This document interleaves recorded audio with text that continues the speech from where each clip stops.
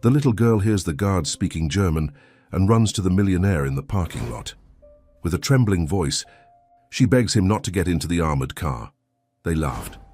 But she insisted, and he ordered a sweep. What they found under the seat would change the course of that night forever. Robert Chandler observed San Francisco from the 52nd floor of the Chandler Tower. The city sprawled before him like a miniature model he could manipulate at will. At 54, he commanded an empire that spanned technology, real estate, and financial investments across 3 continents. Fortune magazine had called him the architect of modern capitalism, a title he neither rejected nor embraced, merely accepting it as fact. "The Morgan acquisition papers are ready for your signature," said Vanessa, his chief of staff, placing a leather portfolio on his glass desk. She stood with perfect posture, her expression betraying nothing of their earlier heated debate about the aggressive corporate takeover. "And the board?" Robert asked without turning from the window. Rain had begun to fall, distorting the city lights into watercolor smears against the darkening sky. 7 in favor, 2 abstaining. The vote passed as expected. Robert nodded. "And the employees?" "HR has the termination packages prepared. Approximately 30% of Morgan's workforce will be released within the first quarter. The rest will be evaluated for retention." "People, Vanessa. Not workforce. People with families." She paused, recalibrating. This occasional display of sentiment was new from him, disconcerting but not yet alarming. "Of course, the people will receive standard severance packages." Robert finally turned. His tailored suit bore not a single wrinkle, his silver-streaked hair perfectly combed, his blue eyes sharp and evaluating. He'd built his reputation on emotional detachment and surgical precision in business decisions. Competitors feared him. Financial analysts worshipped him. Employees respected but rarely loved him. "Double the severance for anyone with over 5 years of service," he said, picking up his fountain pen, a Mont Blanc Meisterstück, the same model he'd used to sign his first $1 million deal 27 years ago. "That's an additional $8 million, Vanessa said, her tone neutral but her eyes widening slightly. "I'm aware." He signed the documents without further comment. The intercom buzzed. "Mr. Chandler, your security team is ready. The helicopter will depart in 15 minutes. "Thank you, Claire."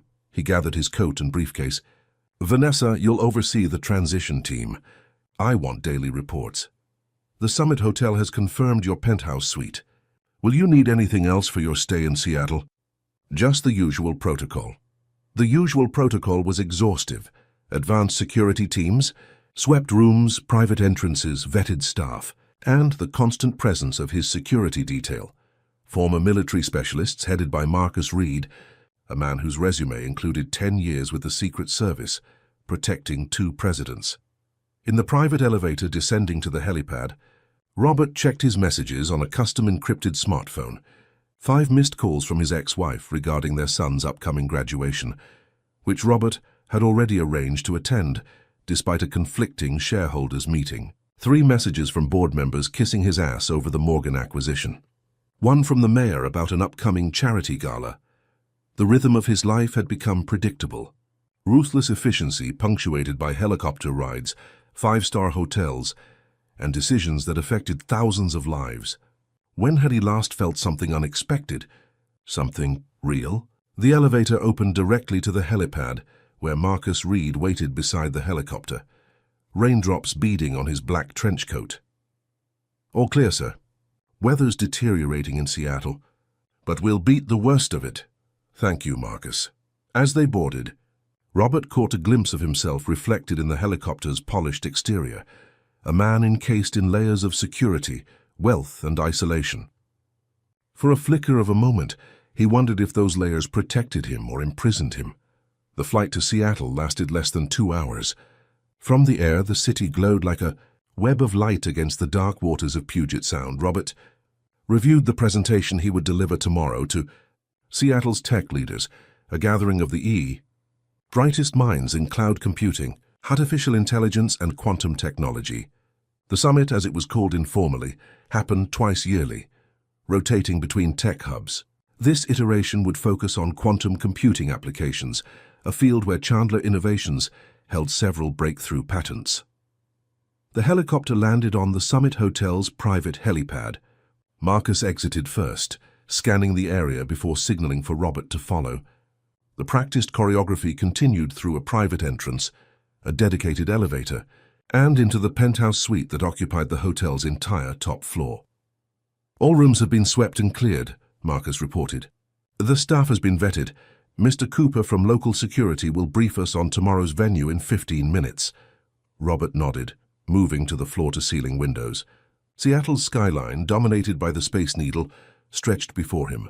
Rain streaked the glass, creating the illusion that the city itself was melting into the night. "Will you need anything else, sir?" asked the suite's dedicated butler, a thin man with impeccable posture. "Just dinner in an hour, whatever the chef recommends." Left alone, Robert loosened his tie and poured himself 2 fingers of 30-year-old Macallan. The amber liquid caught the light as he swirled it gently. Success tasted like this, smooth, refined, expensive. So why did it sometimes feel hollow? His phone rang, his son Alexander. "Dad, got a minute?" "For you, always." The formality dropped from Robert's voice. Alexander was 22, in his final year at Stanford, studying environmental engineering, much to the disappointment of board members who'd assumed the Chandler heir would pursue business or law. "I've been thinking about graduation. Could we skip the formal dinner with your executives? Maybe just us and Mom somewhere quiet instead?" Robert hesitated. The dinner had been planned for months. Board members, key investors, strategic partners, all expecting FaceTime with the Chandler dynasty. "Of course," he said finally. "Whatever you want, Alex, it's your day." The relief in his son's voice was palpable. "Thanks, Dad, that means a lot." After they hung up, Robert stood motionless, the untouched whiskey in his hand. When had his relationship with his only child become so formal that a simple request for family time seemed like a breakthrough? The summit meetings proceeded with clinical efficiency the next day. Robert delivered his keynote on quantum computing's implications for cybersecurity to thunderous applause. He shook hands with Silicon Valley pioneers, engaged in polite combat with competitors, and signed preliminary agreements for 3 new ventures. By evening, as the summit's closing dinner began in the hotel's grand ballroom, he felt the familiar fatigue that came not from physical exertion, but from the constant performance of power. "Impressive speech today," said Lawrence Reynolds, CEO of a rival tech firm, sliding into the seat beside him. "Though I noticed you sidestepped the ethical implications of quantum decryption capabilities." Robert offered a practiced smile. "Ethics is for the philosophy department, Lawrence. We're in the business of innovation." "Still the same, Chandler?" Reynolds chuckled. "All business, no sentiment. Sentiment doesn't pay dividends." "No?" Then explain why Chandler Foundation just donated $50 million to educational programs in underserved communities. "Hardly a profit-maximizing move." Robert took a sip of water. The foundation's activities were not widely publicized. "Tax advantages. Plus, we need educated workers." Reynolds didn't look convinced, but was interrupted by the arrival of more tech executives at their table. The dinner dragged on. 7 courses of molecular gastronomy paired with wines. Robert barely tasted. His mind drifted to tomorrow's schedule. Breakfast with Seattle's mayor, a tour of Chandler's local offices, then back to San Francisco by afternoon. "Mr. Chandler?" A staff member approached discreetly. "Your security chief asked to see you. He's by the east entrance." Robert excused himself, navigating between tables of the wealthy and powerful with practiced ease. Marcus waited near a service door, his expression unreadable as always. "What is it?" "Standard protocol, sir. We're doing a final sweep of all exit routes before departure tomorrow. Also, there's been a staffing change in the kitchen. New dishwasher started today. Wasn't on our vetted list. We've conducted a background check. He's clean, but I wanted to inform you." Robert almost smiled at the thoroughness. "Thank you, Marcus. Is that all?" "Yes, sir. We'll have the car ready at 7 a.m. tomorrow." As Robert turned to return to the dinner, something caught his eye. A small figure sitting alone on a bench in the staff corridor. A child, perhaps 7 or 8 years old, with curly brown hair and a wrinkled blue dress. She swung her legs, which didn't reach the floor, and flipped through a worn book. "Who's that?" Robert asked. Marcus glanced over. "The new dishwasher's daughter. Lily, I believe. Her father is Jack Miller. Widower military veteran needed the job urgently. Hotel management made an exception to let her wait here during his shift. We've verified their identities. Robert studied the girl, so small against the institutional beige walls, so out of place in the luxury hotel.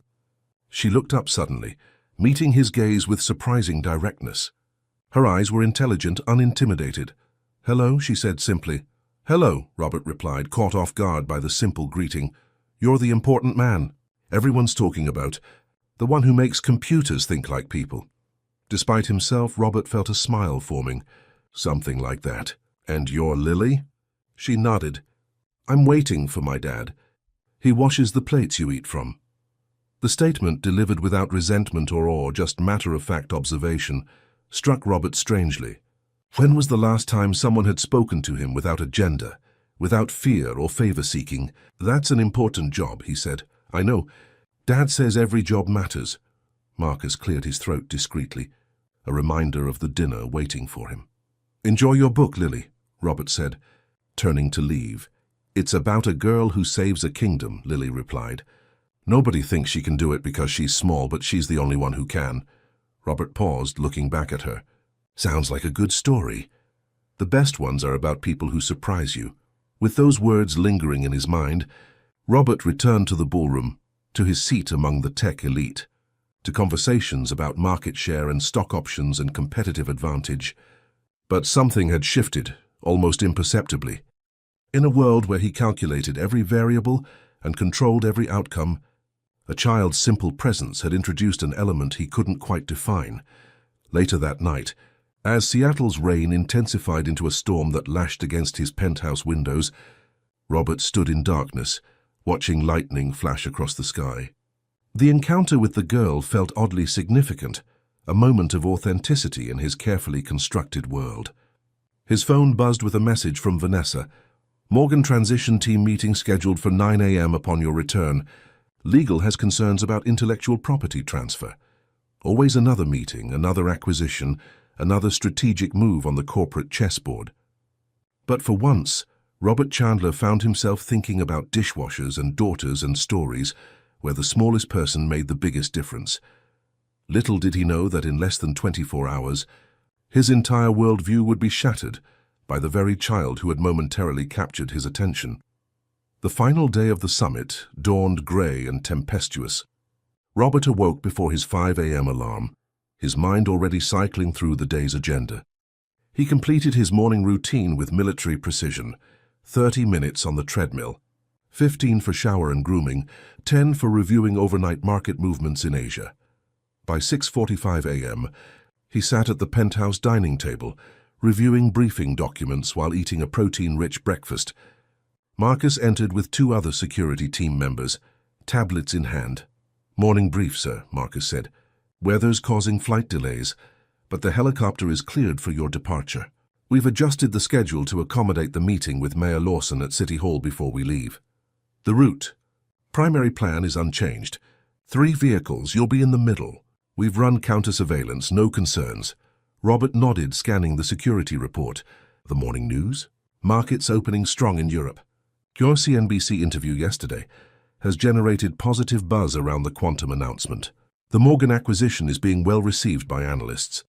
Life as usual, predictable, controlled, exactly as Robert preferred it. At precisely 7:30 a.m., he left the penthouse surrounded by his security detail.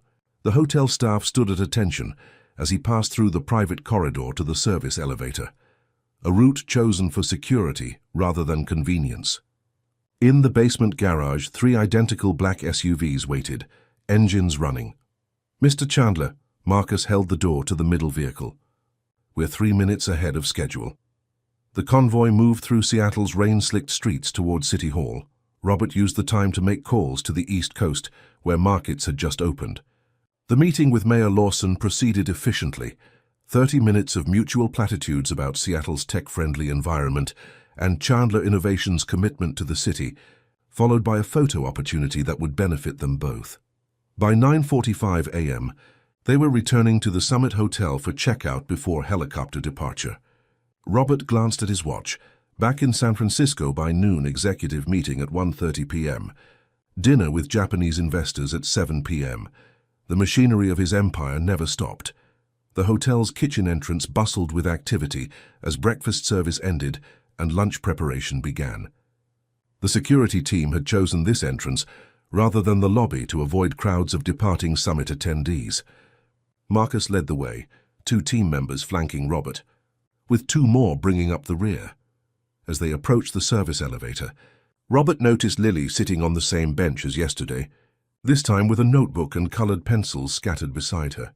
She looked up, recognition flashing in her eyes. "Hello again." "Mr. Computer Man," she said. Marcus tensed slightly at the unscheduled interaction, but Robert paused. "Hello again, Lily. Still waiting for your father?" She nodded. "His shift ends at 10. Then we're going to the library." One of the security team members muttered into his earpiece, holding at service elevator. "Civilian interaction."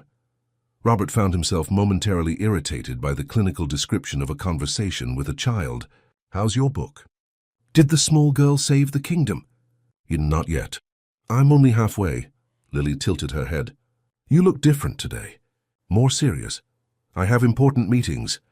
Dad says people who think meetings are the most important thing forget what's really important. From anyone else, this would have sounded like criticism. From her, it was simply observation.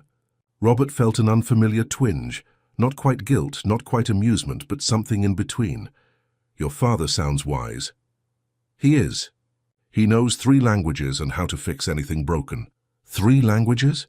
English, Spanish, and German. Grandma was from Germany and taught us both. Dad says it's important to know where you come from. German, an unexpected detail that registered in Robert's mind for reasons he couldn't articulate. "Sir," Marcus said quietly, "we should continue to the vehicle." Robert nodded, turning back to Lily. "Enjoy the library." "I will. They have computers there where you can learn anything in the world for free. Maybe that's something you could put in your important meeting." This time Robert did smile. "Maybe I will." They continued to the service elevator, descending to the loading dock where deliveries arrived and trash departed. The rain had intensified, creating a curtain of water between the doorway and the waiting vehicles. 2 security team members went ahead to position themselves by the SUVs. 3-minute hold, Marcus said into his earpiece, waiting for visibility improvement. Robert stood just inside the doorway, watching the rain pummel the pavement. Somewhere behind him, kitchen staff shouted orders and the clatter of dishware created a chaotic symphony. The normalcy of it struck him. This background world that operated regardless of stock prices or corporate takeovers. As they waited, Robert noticed 2 men standing near a service corridor, speaking quietly. Something about their positioning seemed off, too rigid, too alert. They wore hotel maintenance uniforms, but carried themselves differently than the other staff. One kept touching his ear discreetly. Before Robert could mention this to Marcus, he heard a small gasp behind him. Turning, he saw Lily standing a few feet away, her eyes wide, fixed on the 2 maintenance men. "Sir, please maintain position," Marcus said, noticing his movement. The girl's expression had changed completely. Fear replaced curiosity, her face pale. She took a step toward Robert, then hesitated. "Lily?" "What's wrong?" Robert asked. She glanced around nervously, then approached, her voice dropping to a whisper. "Those men aren't hotel workers." "What do you mean?" "I heard them talking in German. They didn't know I could understand." Marcus moved closer, his hand instinctively going to his concealed weapon. "Sir, what's happening?" Robert raised a hand to silence him, keeping his focus on Lily. "What did they say, Lily?" Her voice trembled. "They said the device is set, that it's in your car, the middle one. That when you're on the highway," she swallowed hard. "They said you won't make it to the airport." For a moment, time seemed to stop. Robert stared at the child, processing her words.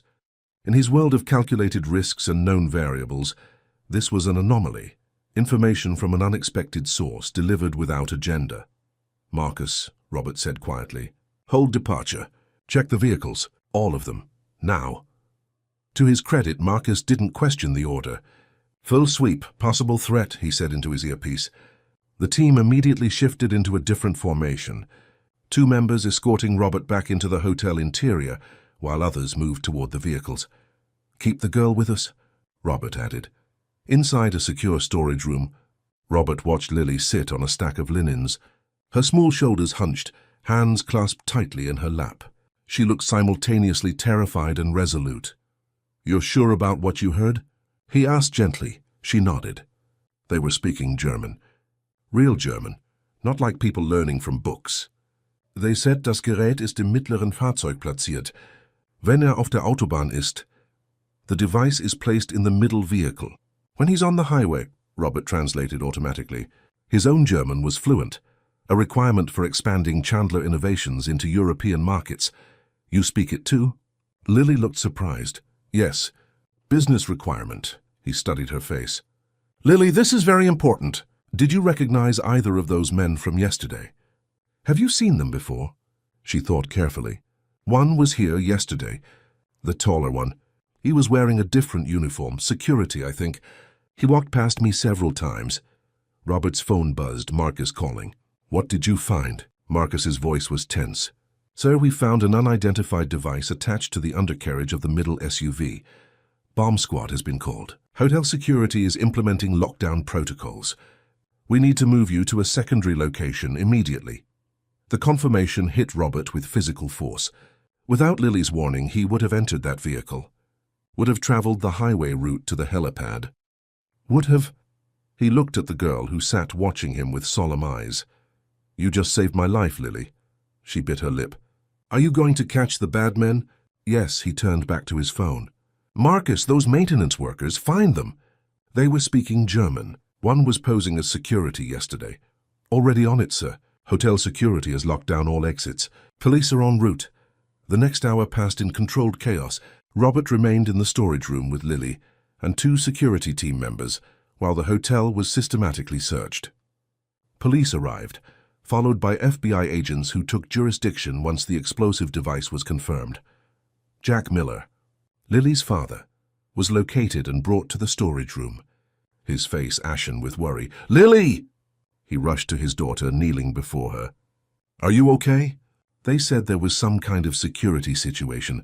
I'm fine, Dad. I heard bad men talking in German like Grandma taught us. They were going to hurt Mr. Chandler. I told him, and now the police are looking for them."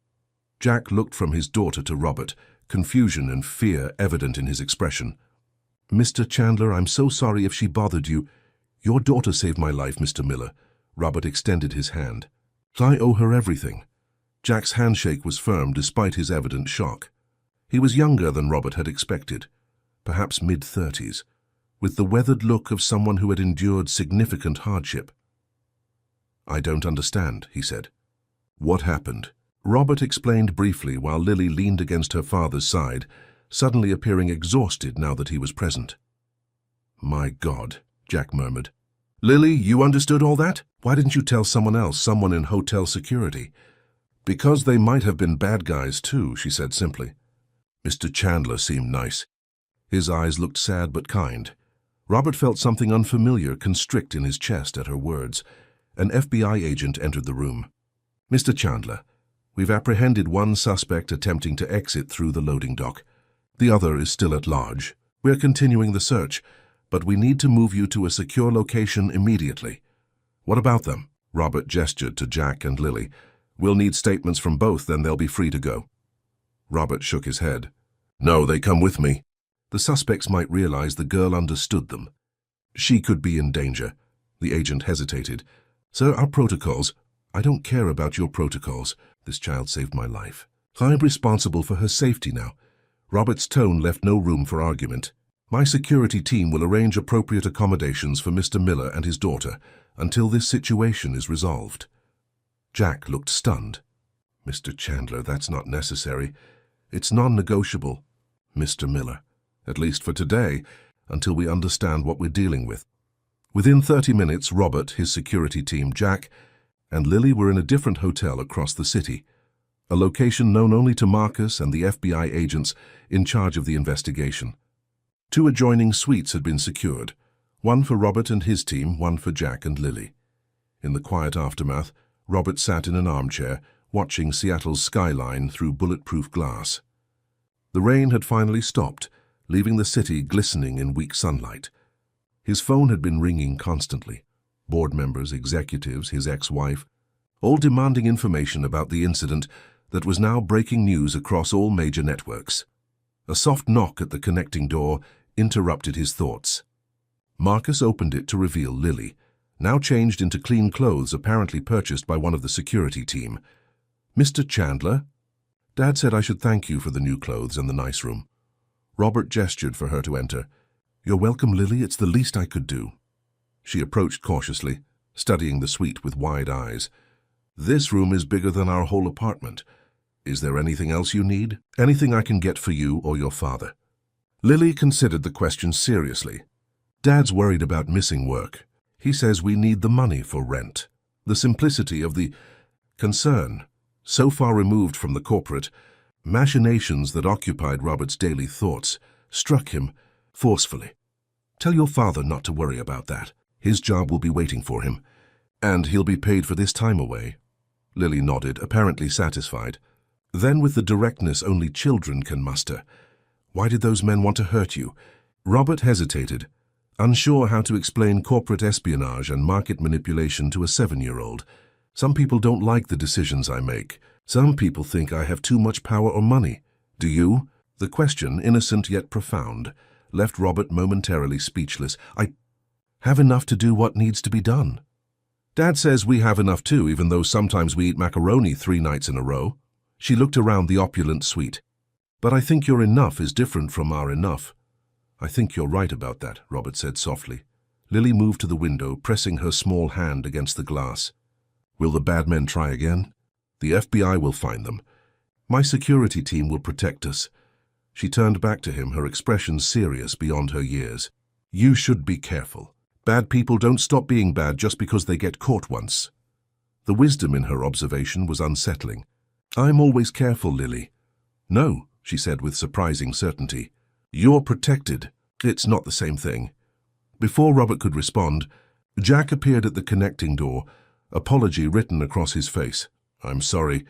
Mr. Chandler." "Lily, come on, let's let Mr. Chandler rest." "It's fine. Mr. Miller, your daughter is remarkably perceptive." Jack smiled tiredly. "Too smart for her own good sometimes. Asks questions that leave me scrambling for answers."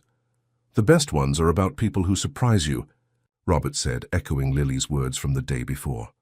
The girl beamed, recognizing her own phrase. "See, Dad? He remembers things too." As they returned to their suite, Robert remained by the window, the day's events replaying in his mind.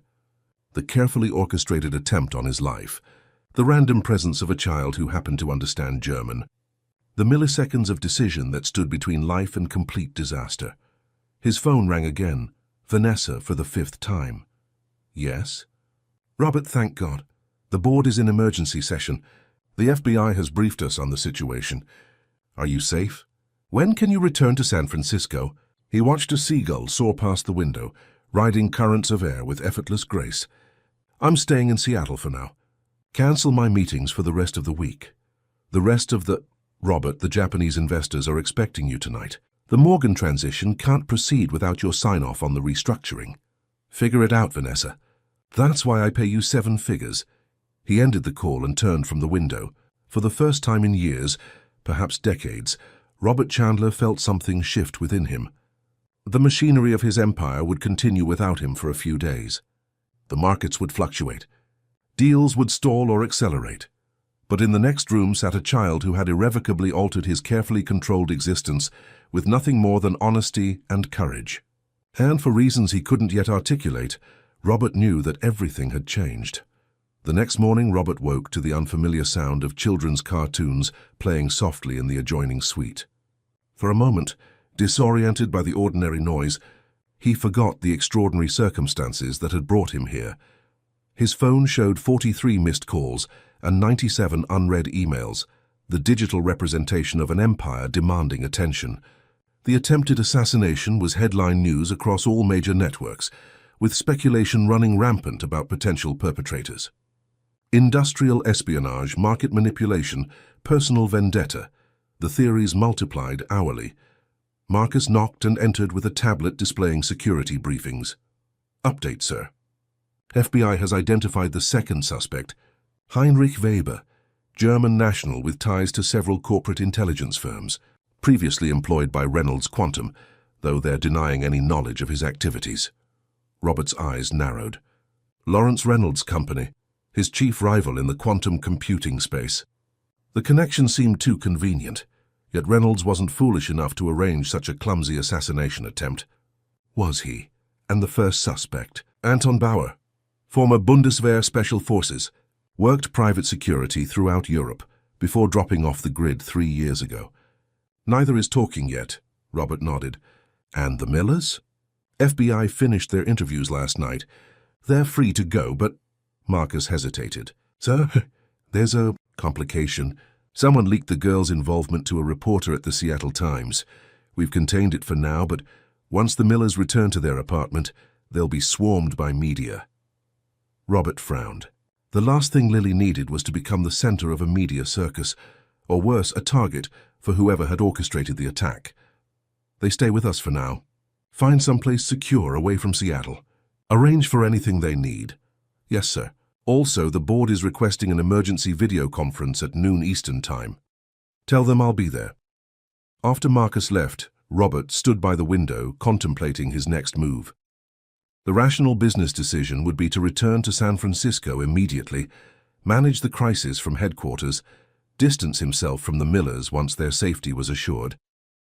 But something, intuition perhaps, or something less definable, told him that path was wrong. A soft knock interrupted his thoughts. Jack Miller stood in the doorway connecting their suites, his expression a mixture of gratitude and discomfort. Mr. Chandler, I wanted to thank you for everything, but we really should be getting home. Lily has school tomorrow, and I need to sort things out with the hotel about my job. Please call me Robert. He gestured toward a chair. And I'm afraid returning home isn't safe yet. Not until we know exactly what we're dealing with. Jack remained standing, his posture revealing military training. With all due respect, sir, this isn't our fight. Lily did what any decent person would do. We don't expect anything in return. What your daughter did was extraordinary, Mr. Miller. Most adults would have hesitated, rationalized away what they heard, or simply minded their own business. She acted with courage and clarity that saved my life. Robert studied the younger man. And now I'm asking you to trust me when I say that returning to your apartment could put both of you at risk. Jack ran a hand through his short brown hair, the same color as Lily's curls. We can't just disappear. I have responsibilities. Lily has school, all of which can be addressed. I have resources that can help make this transition smooth. It would only be temporary, a few weeks at most, until the investigation clarifies who was behind this. Before Jack could respond, Lily appeared beside him, still in pajamas decorated with cartoon astronauts. Dad, are we going to stay with Mr. Chandler? Her eyes, bright with excitement, moved between the two men. Jack sighed. We're discussing it, Pumpkin. I think we should. His security people look like the men in your military photos. The serious ones who keep people safe. Robert felt a smile tug at his lips. Very observant, Lily. Most of my security team are former military, like your father. Her eyes widened. You were a soldier, Mr. Chandler. No, but I respect those who serve. He turned back to Jack. 2 weeks. A secure location of your choosing within reason. Your job will be waiting when you return, and Lily's education won't suffer. After that, if you wish to return to your normal lives, I'll ensure you have the resources to do so safely. Jack studied him, evaluating. And if I say no, then I'll arrange for alternative security measures for you both in Seattle. But I can't guarantee they'll be as effective or as unobtrusive. Jack looked down at his daughter, who was now examining the room service menu with fascination. Dad, they have chocolate chip pancakes with whipped cream faces. Something in Jack's expression softened. 2 weeks, he said finally. And then we re-evaluate. Agreed. Robert extended his hand and they shook on it. The board meeting proceeded exactly as Robert had anticipated.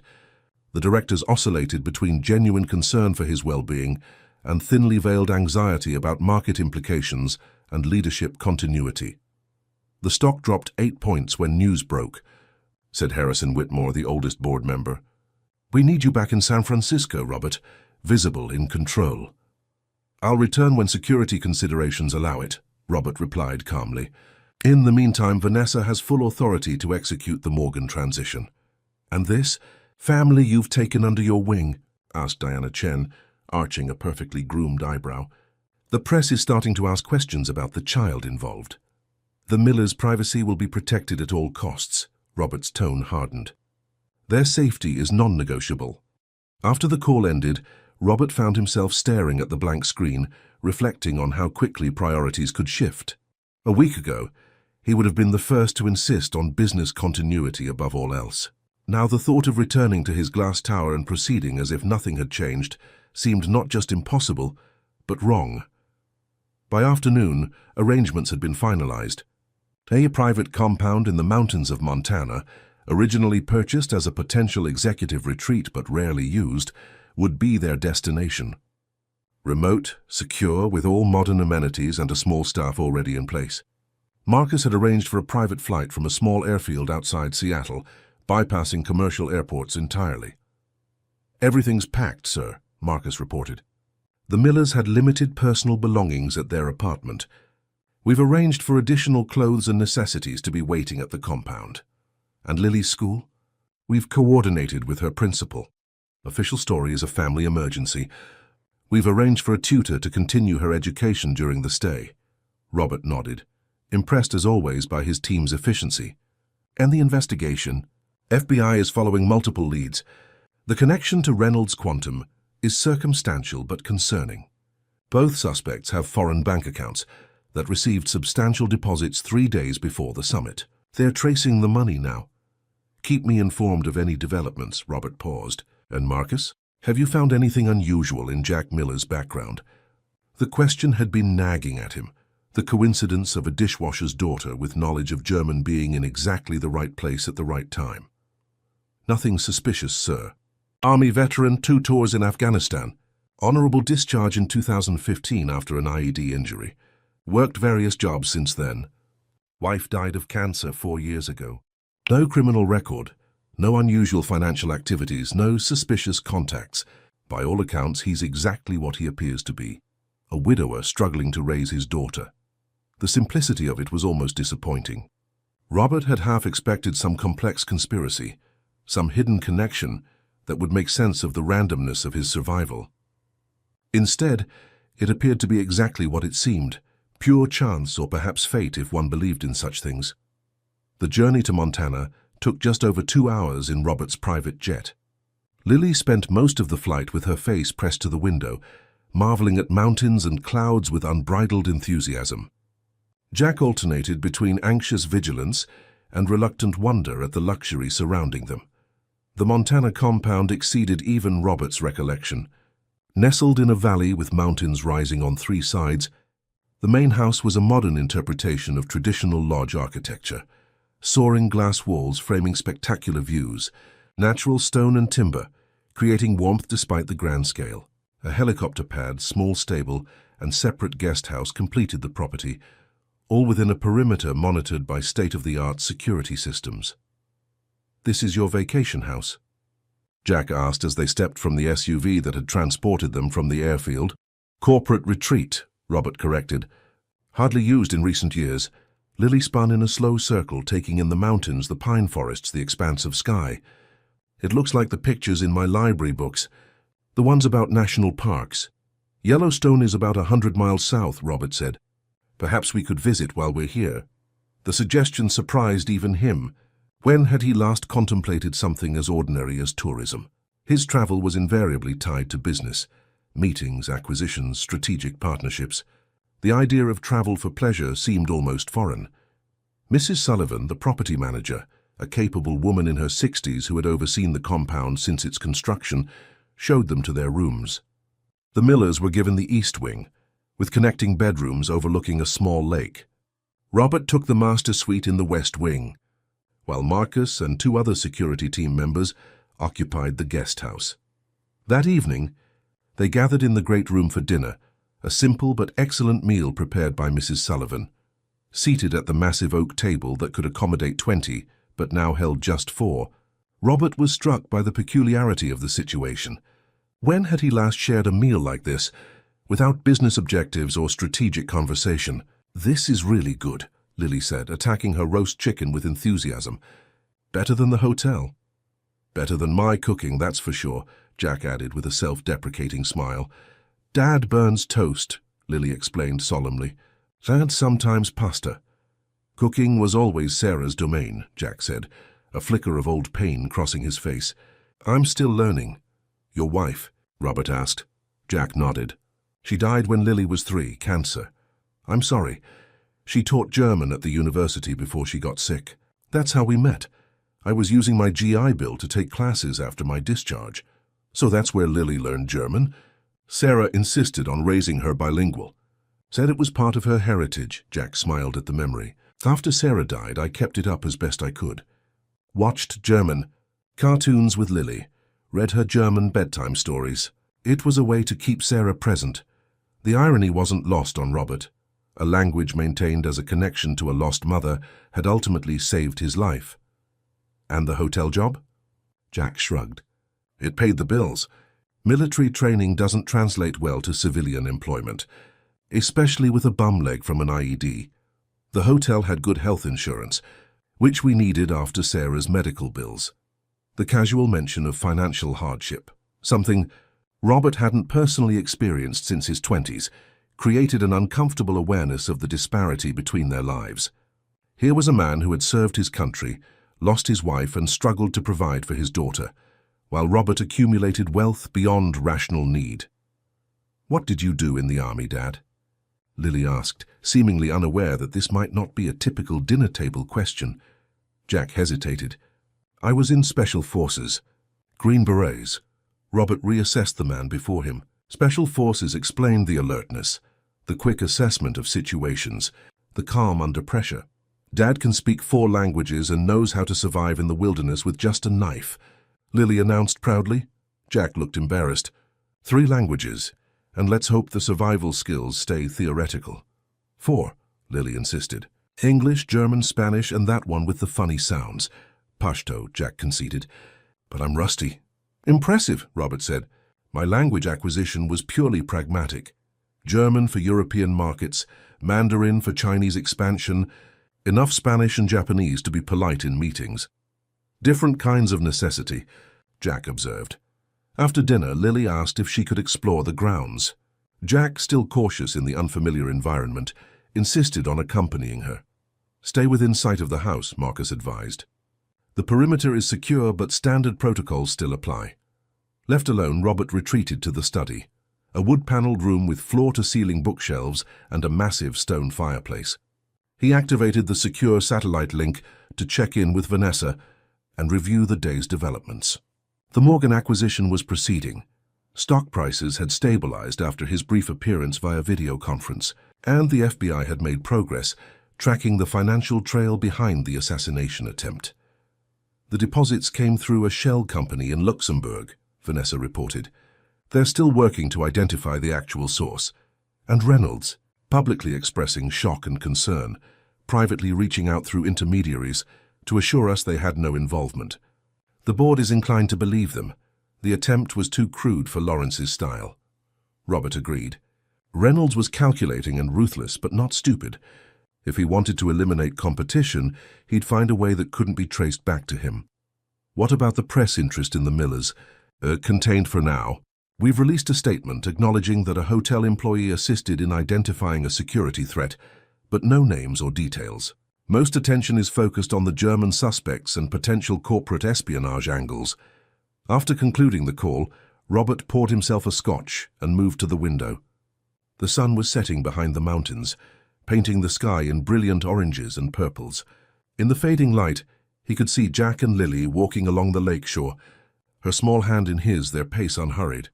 The scene stirred something unexpected in Robert, not envy, exactly, but awareness of absence.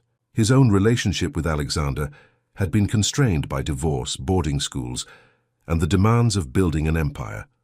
They maintained a cordial connection, but lacked the easy intimacy he witnessed between Jack and Lily. His phone rang. Alexander. Dad, are you okay? I've been trying to reach you for hours. I'm fine, Alex. Security protocols limited communication. Jesus, Dad, someone tried to kill you. That's not fine. The genuine concern in his son's voice caught Robert off guard. I'm safe, In a secure location with good people around me. The news mentioned a child was involved. That she warned you somehow? Yes, a remarkable little girl who happened to be in the right place at the right time. There was a pause. That's not typically how your stories go. Usually it's all security protocols and contingency plans. This was outside the usual parameters. Robert watched as Jack lifted Lily onto his shoulders, her laughter carrying across the distance. Sometimes the most significant variables are the ones you never thought to calculate. Now you sound like one of my environmental engineering professors, Alexander said, but his tone was warm. Mom's worried too, by the way. You might want to call her. I will. After ending the call, Robert remained at the window until darkness fell completely and Jack and Lily returned to the house. Their presence here, in his carefully ordered world, was an anomaly, a disruption to established patterns. Yet watching them, he felt something shift in his perception, as if a new variable had been introduced to an equation he had believed already solved. Later, passing by Lily's room, Robert heard Jack's voice reading a bedtime story, something about a brave knight and a dragon. He paused, listening to the rise and fall of the narrative, the occasional question from Lily, Jack's patient answers. Such an ordinary moment, yet somehow profound in its simplicity. In his own room, Robert stood before the mirror, loosening his tie. The face that looked back at him was familiar, yet somehow different. The same features that appeared on magazine covers and financial news programs, but altered by recent events in ways he couldn't quite define. For the first time in years, Robert Chandler went to bed without checking market futures or reviewing strategic briefings. Instead, his thoughts circled around German lessons preserved as a memorial to a mother, a father struggling to fill two parental roles, and a child whose courage had altered the trajectory of his carefully planned existence. As sleep approached, one thought crystallized with unexpected clarity. His survival had not been ensured by the expensive security systems or professional bodyguards in which he'd placed his trust, but by the simple bravery of a 7-year-old girl who recognized wrong and chose to act. The realization was both humbling and profound, a reminder that for all his wealth and power, some things remained beyond his control or purchase. And surprisingly, for a man who had built an empire on control, that thought brought comfort rather than anxiety, as he drifted into the deepest sleep he'd experienced in years. Days at the Montana compound settled into an unexpected rhythm. Robert continued to manage his business empire remotely, spending mornings in video conferences and strategic calls. But his afternoons began to shift, first with brief walks around the property, then with longer excursions that increasingly included the Millers. 1 week into their stay, Robert found himself sitting on the dock beside the small lake, watching Jack teach Lily to fish. The domesticity of the scene struck him as surreal, a tableau he was observing from the outside, separate from his normal existence. You need to be patient, Jack was saying, adjusting Lily's grip on the fishing rod. Fish don't work on human schedules. How do they tell time underwater? Lily asked, squinting at the placid surface of the lake. They don't need clocks. They follow the sun, the seasons, their instincts. That sounds nicer than homework and bedtimes, Jack laughed. Maybe, but fish have their own problems, always watching for bigger fish, trying to eat them. Like businesses, Robert said without thinking.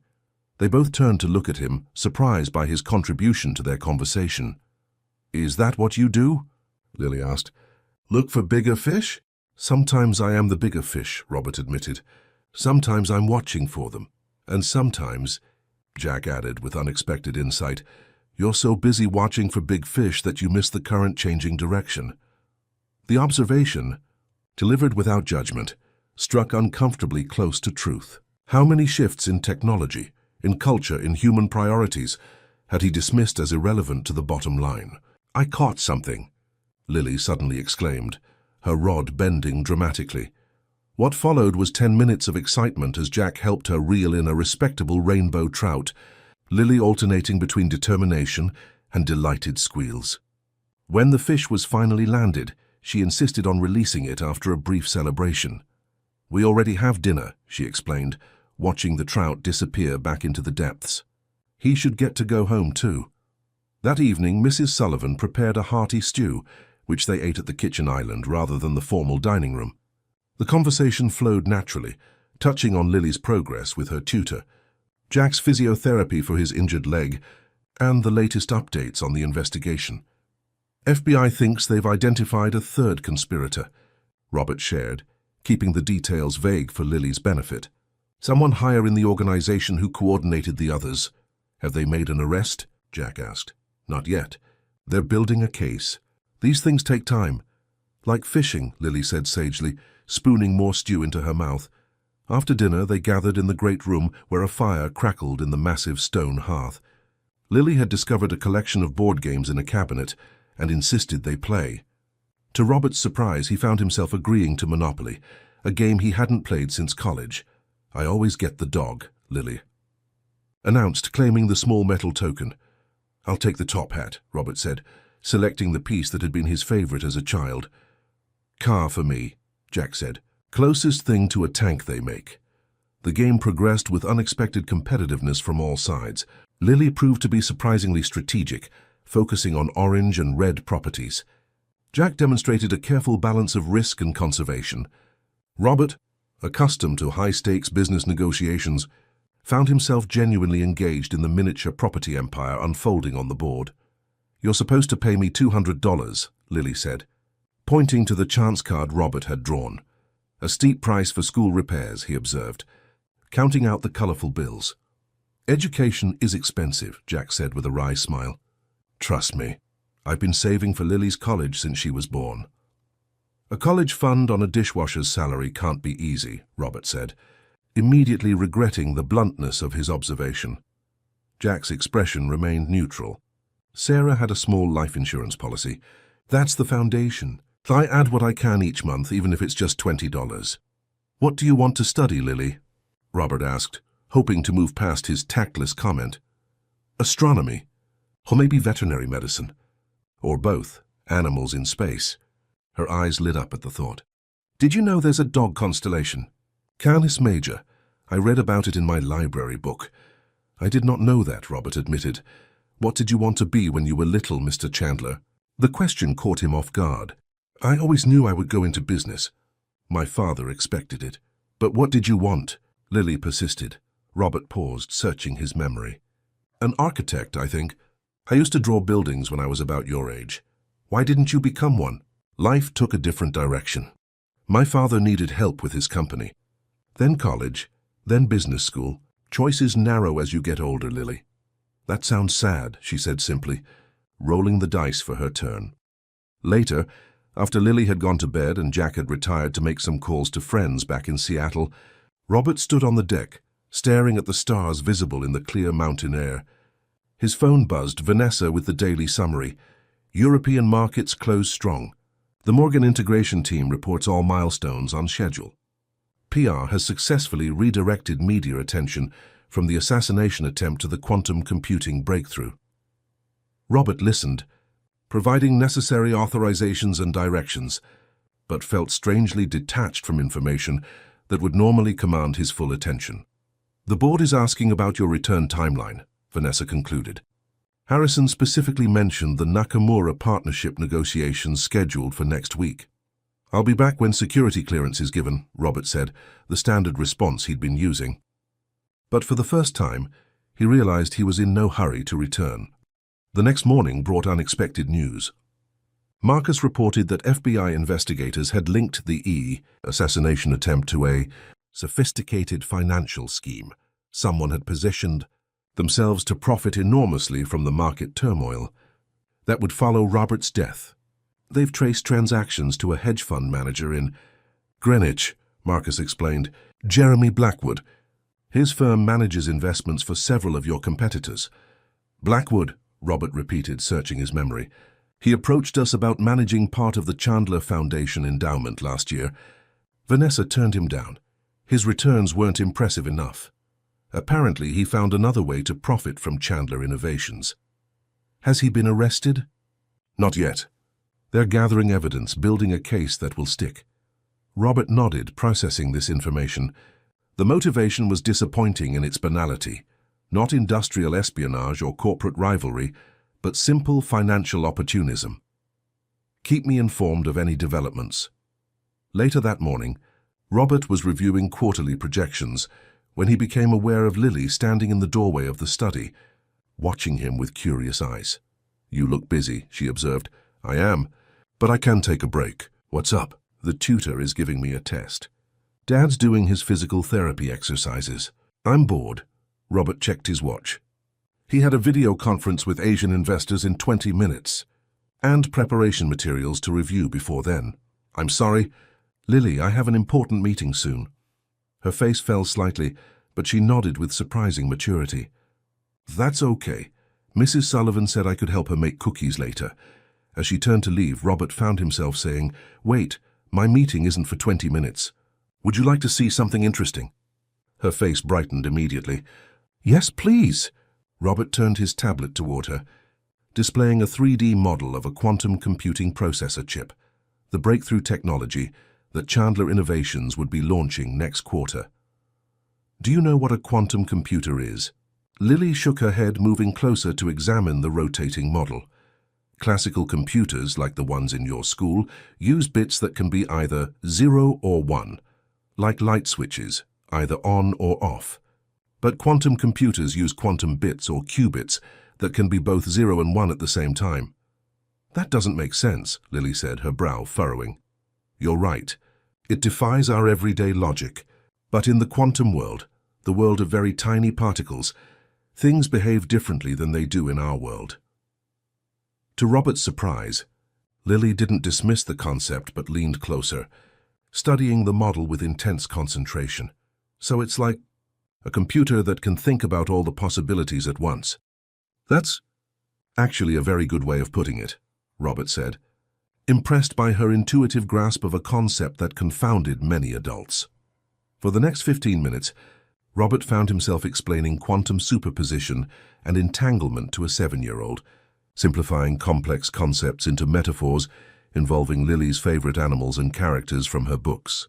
Her questions were startlingly insightful, cutting to the heart of concepts that PhDs spent years studying. "You have an extraordinary mind." "Lily," Robert said finally, genuinely impressed. She shrugged, uncomfortable with the direct praise.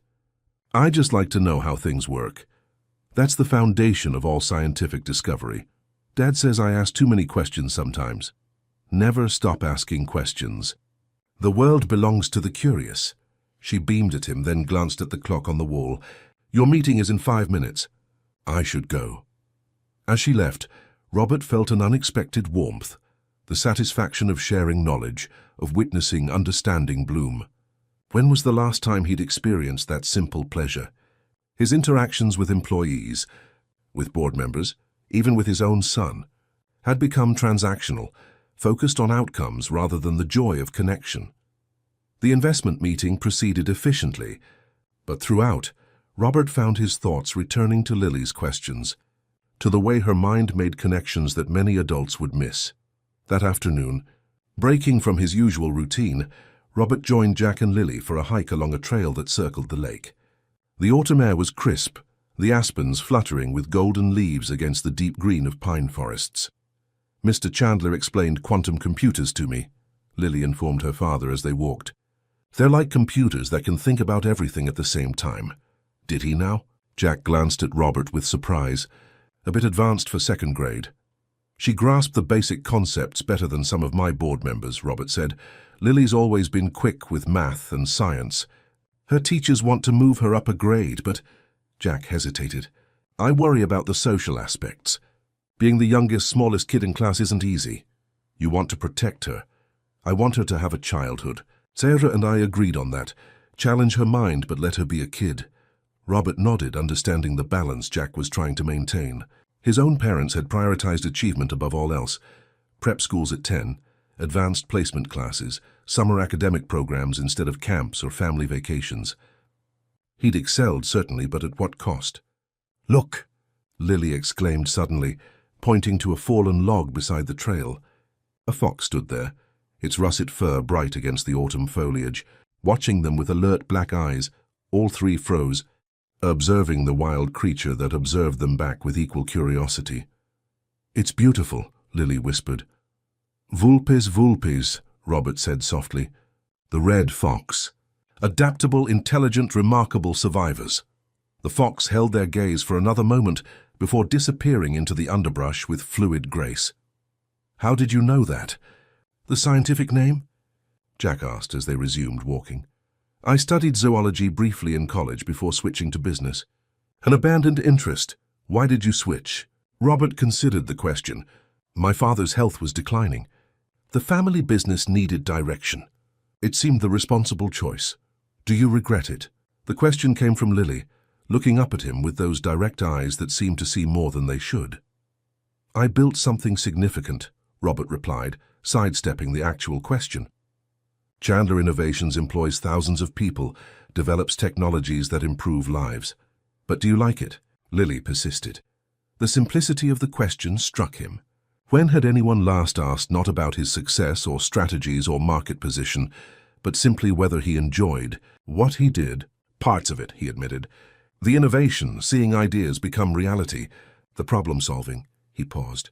"Other parts are necessary rather than enjoyable." They walked in silence for a moment, the only sounds their footsteps on the forest floor and the wind in the aspens. "Dad doesn't like washing dishes," Lily offered finally. "But he says work is about providing, not enjoying." "Your dad is a wise man," Robert said, meeting Jack's eyes over Lily's head. "But perhaps neither of us has the complete answer." That evening, after Lily had gone to bed, Robert and Jack sat on the deck. The night air cold enough to see their breath, but comfortable with the warmth of the outdoor fireplace nearby. Robert had opened a bottle of exceptional bourbon, which they sipped in companionable silence. "She likes you," Jack said finally. "Lily doesn't warm up to many adults since Sarah died." "She's an extraordinary child." "Yes, she is." Jack stared into the fire. "I worry sometimes that I'm not enough, that she needs more than I can give her." "You're selling yourself short." "She's thriving. She's surviving." "There's a difference." Jack swirled the bourbon in his glass. "I want more for her than just getting by." "The tutor you arranged. She says Lily is performing well above grade level in every subject. She could be something special with the right opportunities. What's holding her back?" "Reality. A single dad with a high school education and a dishwasher's salary. Living in a one-bedroom apartment where she sleeps on a pull-out sofa. Schools that are underfunded and overcrowded." Jack's voice held no self-pity, just a clear-eyed assessment of circumstances. Robert considered this. What would change that equation? "Winning the lottery." Jack gave a short laugh. "I've been applying for better jobs, taking online courses when I can afford them. It's a slow climb." "And if resources weren't the limiting factor?" Jack looked at him sharply. "We're not a charity case, Mr. Chandler." "Robert," he corrected automatically. "And that's not what I meant." "Then what did you mean?" Robert chose his words carefully. "I'm in a position to create opportunities. Educational funds, mentorship programs, scholarships. Not just for Lily, but for children like her. Because she saved your life." Jack's tone was neutral, but with an edge of wariness. "Initially, yes. I won't deny that I feel a personal debt there. But having spent time with her, with you both..." Robert paused, seeking honesty rather than strategic phrasing for perhaps the first time in years. "I'm beginning to see things I've missed, perspectives I've lost, values I've deprioritized." Jack studied him, his military training evident in the careful assessment. "And what would these opportunities look like?" "That depends. What does Lily need most?" The conversation extended late into the night, moving from Lily's immediate educational needs to broader questions of purpose and impact. Robert found himself speaking with unexpected candor about his own journey, the abandoned interests, the relationships sacrificed to ambition, the growing disconnect between his accumulation of wealth and his experience of meaning. Jack, for his part, shared the challenges of raising a gifted child alone, of balancing immediate needs against long-term potential, of preserving Sarah's memory and influence while building a new life. When they finally parted, something had shifted between them, a mutual respect that transcended their vastly different circumstances. In his room, Robert stood at the window, watching moonlight silver the mountains. His phone displayed dozens of notifications, emails, and messages, the constant demands of an empire that had once defined him completely. But for the first time in decades, he felt the stirring of something different. Not a rejection of his business acumen or achievements, but a recontextualization, a reordering of priorities. On impulse, he opened his calendar app and cleared the following afternoon, cancelling a quarterly review meeting that would have occupied 3 hours. Then he sent a message to Jack. "Tell Lily to bring her astronomy book tomorrow. I know a good spot for stargazing." As he set the phone aside, Robert realized he was smiling, a genuine expression that had nothing to do with stock prices, successful negotiations, or competitive advantage. Something was changing within him, a subtle but fundamental shift like the imperceptible movement of tectonic plates that eventually transforms entire landscapes. Whether this transformation would complement his existing life or dismantle it entirely remained to be seen. But for tonight, in the quiet of the Montana mountains, that uncertainty felt not like a threat, but like possibility, the first he had truly allowed himself to experience in longer than he could remember. 2 weeks stretched into 3, then 4. The initial security crisis evolved into something else entirely, an unexpected interlude that none of them had anticipated. The autumn days grew shorter, the mountain air sharper with the promise of approaching winter. Robert postponed his return to San Francisco repeatedly, citing security concerns, but privately acknowledging different motivations. In the great room one evening, he conducted a video call with Vanessa, who no longer bothered to hide her exasperation. "The board is getting restless, Robert. This remote arrangement was acceptable during the immediate aftermath, but it's been a month. Harrison is using words like leadership vacuum and abdication of responsibility." Robert watched snow begin to fall outside the windows, the first of the season, delicate flakes dancing in the porch lights. The Morgan transition is proceeding on schedule. Quarterly earnings exceeded projections. The quantum computing patents have been secured. What exactly is suffering in my absence? It's not about metrics. It's about presence, visibility, the Chandler mystique that you've cultivated for 20 years. He considered this, recognizing the truth in her assessment. His leadership style had always involved a certain theatrical element, the brilliant, demanding visionary whose physical presence inspired both fear and devotion. "I'll return next week," he said finally. "Schedule a board meeting and press conference. And Vanessa? I'll be bringing some new initiatives to the table. Have the Foundation's executive director available for consultation." "New initiatives? What kind of initiatives?" "Educational, focused on identifying and supporting exceptional children from disadvantaged backgrounds." Her silence spoke volumes before she finally responded. "This is about the girl, isn't it? The dishwasher's daughter. This is about potential, Vanessa. Human potential that's being wasted because of arbitrary barriers to opportunity." After ending the call, Robert remained at the window, watching the snowfall intensify. The idea had been forming for weeks, initially as a way to repay his personal debt to Lily, but expanding into something more comprehensive. A systematic approach to identifying children with exceptional abilities, regardless of socioeconomic background, providing them with educational resources, mentorship, and financial support through college and beyond. The concept wasn't entirely altruistic. These children would become a talent pipeline for Chandler Innovations, bringing fresh perspectives and diverse experiences to a corporate culture that had grown increasingly homogeneous. But the primary motivation remained the recognition that minds like Lily's were rare and precious resources that society couldn't afford to squander. "Dad, it's snowing." Lily's excited voice echoed through the house as she ran from window to window. Jack followed at a more measured pace, smiling at his daughter's enthusiasm. "First snow of the season," he said, joining Robert at the window. "Came early this year." "We rarely notice the change of seasons in San Francisco," Robert observed. "It's either mildly cool and foggy or mildly warm and foggy. One of the things I miss about military life, being connected to the elements. You feel the seasons when you're living in them, not just observing them through climate-controlled windows." "I've been thinking about your situation," Robert said, shifting the conversation. "When we return to Seattle," Jack's expression grew cautious. "We've talked about this, Robert. We're not looking for—" "Not charity," Robert interrupted. "Opportunity. For both of you." Lily had joined them, pressing her nose against the glass to watch the snow accumulate on the ground outside.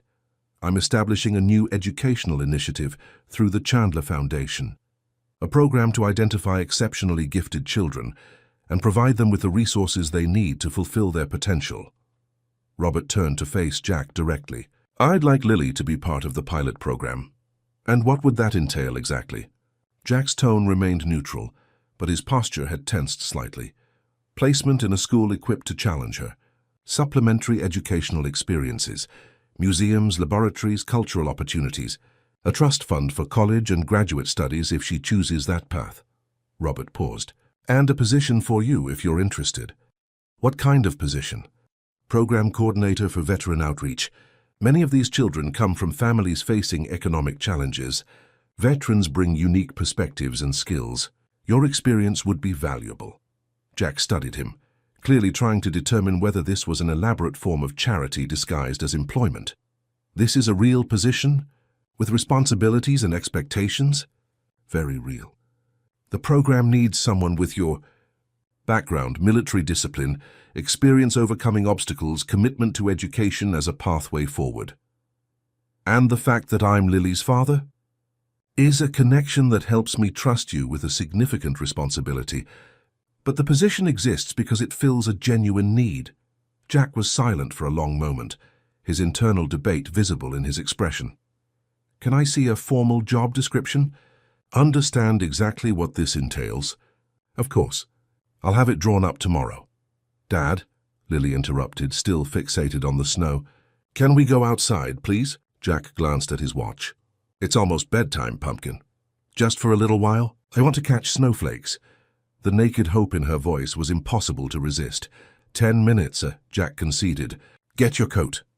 Lily raced off, returning moments later, bundled in a new winter jacket, one of many items that had mysteriously appeared in her size since their arrival. You're welcome to join us, Jack said to Robert. Robert hesitated, glancing at his tablet where several urgent emails awaited response. I should really finish these reports. The snow won't wait for reports, Lily said with 7-year-old logic that somehow seemed irrefutable. Minutes later, Robert found himself standing in the gently falling snow, watching Lily spin with her face turned skyward, tongue extended to catch the delicate flakes. The night was quiet except for the soft hiss of snow and Lily's occasional delighted giggles. I haven't done this since I was a child, Robert admitted, his breath forming clouds in the cold air. When was the last time you played in snow? Lily asked, still twirling. Robert thought back. Their ski trip with my son when he was about 12. But that was organized recreation, not this. Just enjoying it, Jack supplied. No purpose beyond the experience itself. Yes? Dad says not everything needs a purpose, Lily informed him, stopping her spinning to look at him seriously. Some things are just for living. The simple wisdom in her statement struck Robert forcefully. When had he forgotten that principle? When had every action, every moment become calibrated for productivity or strategic advantage?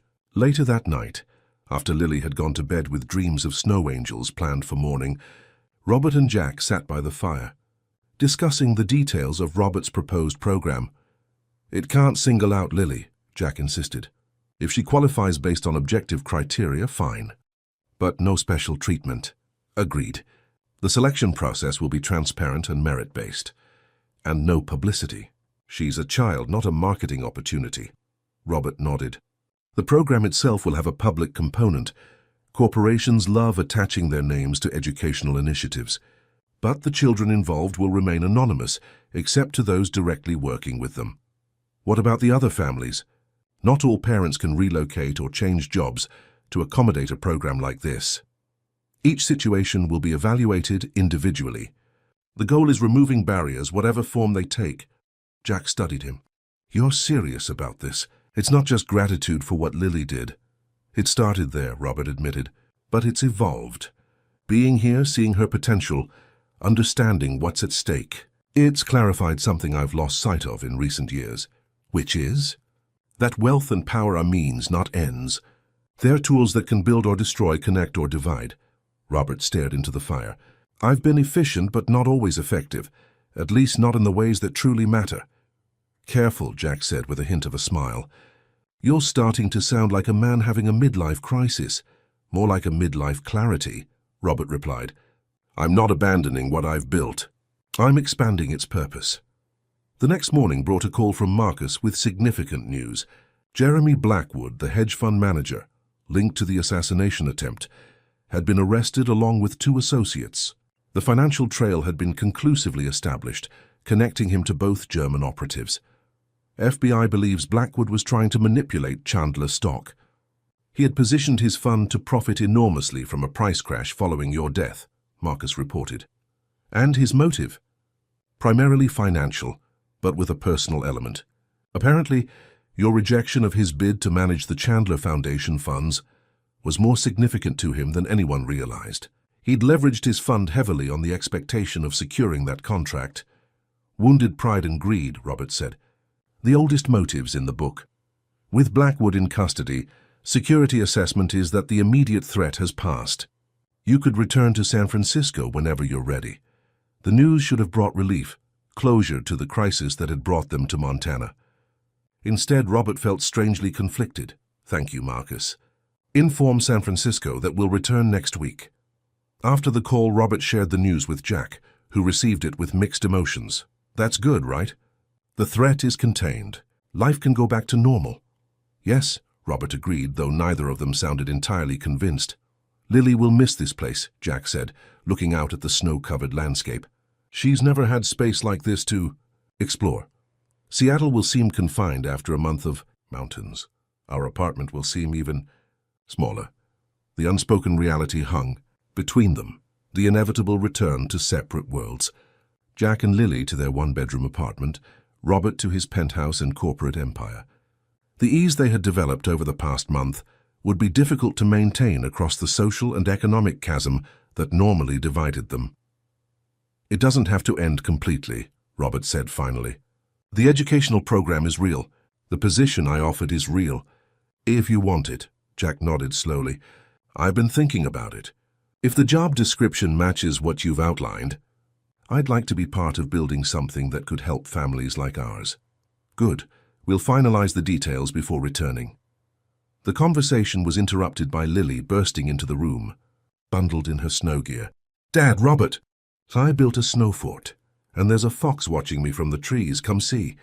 The formality that had crept back into their discussion dissolved at her excitement.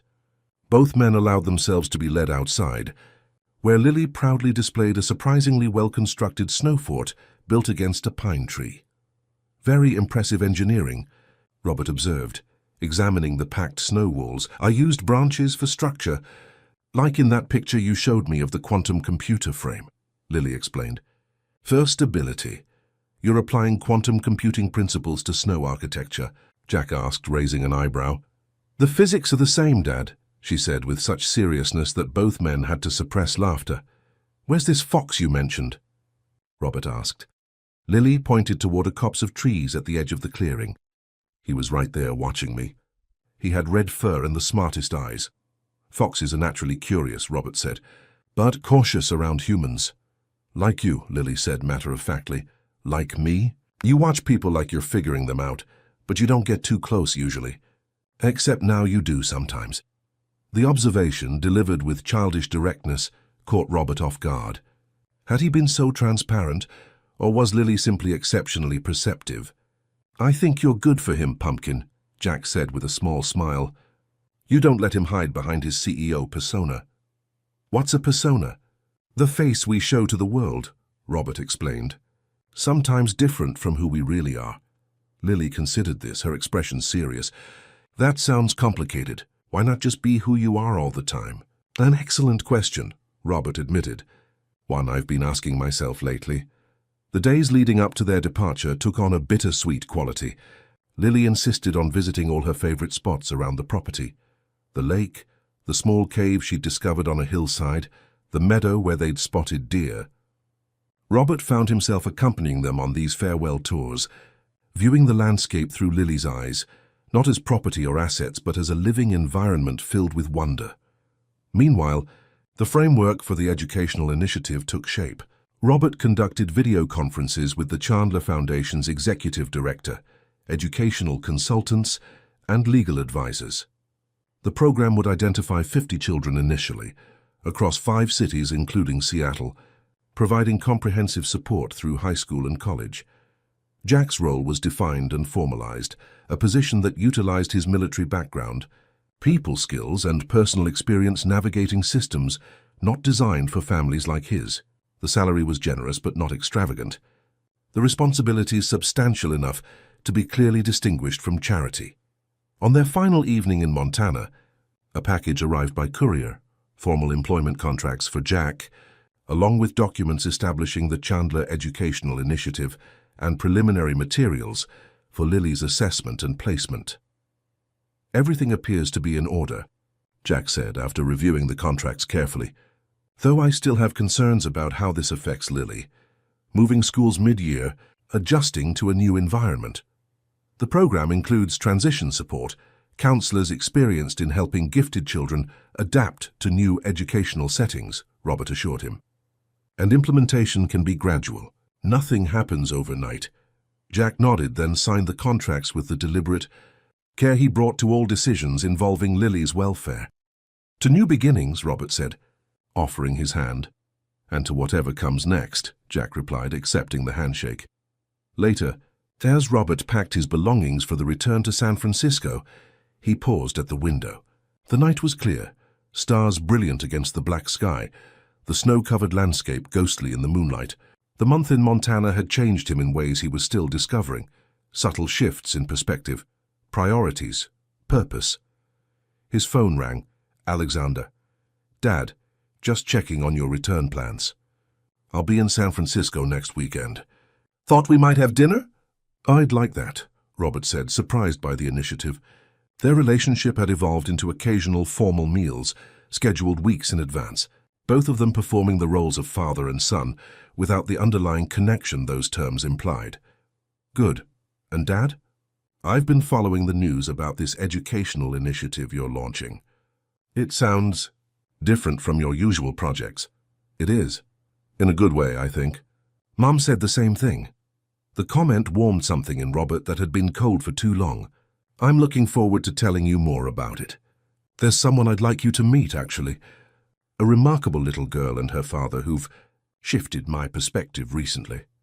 "Now I'm intrigued," Alexander said, genuine curiosity in his voice. "This sounds like a story worth hearing." "It is. One I'm still figuring out how to tell." After they hung up, Robert continued packing with a strange sense of standing at a threshold. Behind him lay the familiar path, the corporate titan focused on market dominance and wealth accumulation. Before him stretched something less defined but potentially more meaningful, a life where success was measured in more than stock prices and acquisitions. The transition wouldn't be simple. The board would resist changes in priority.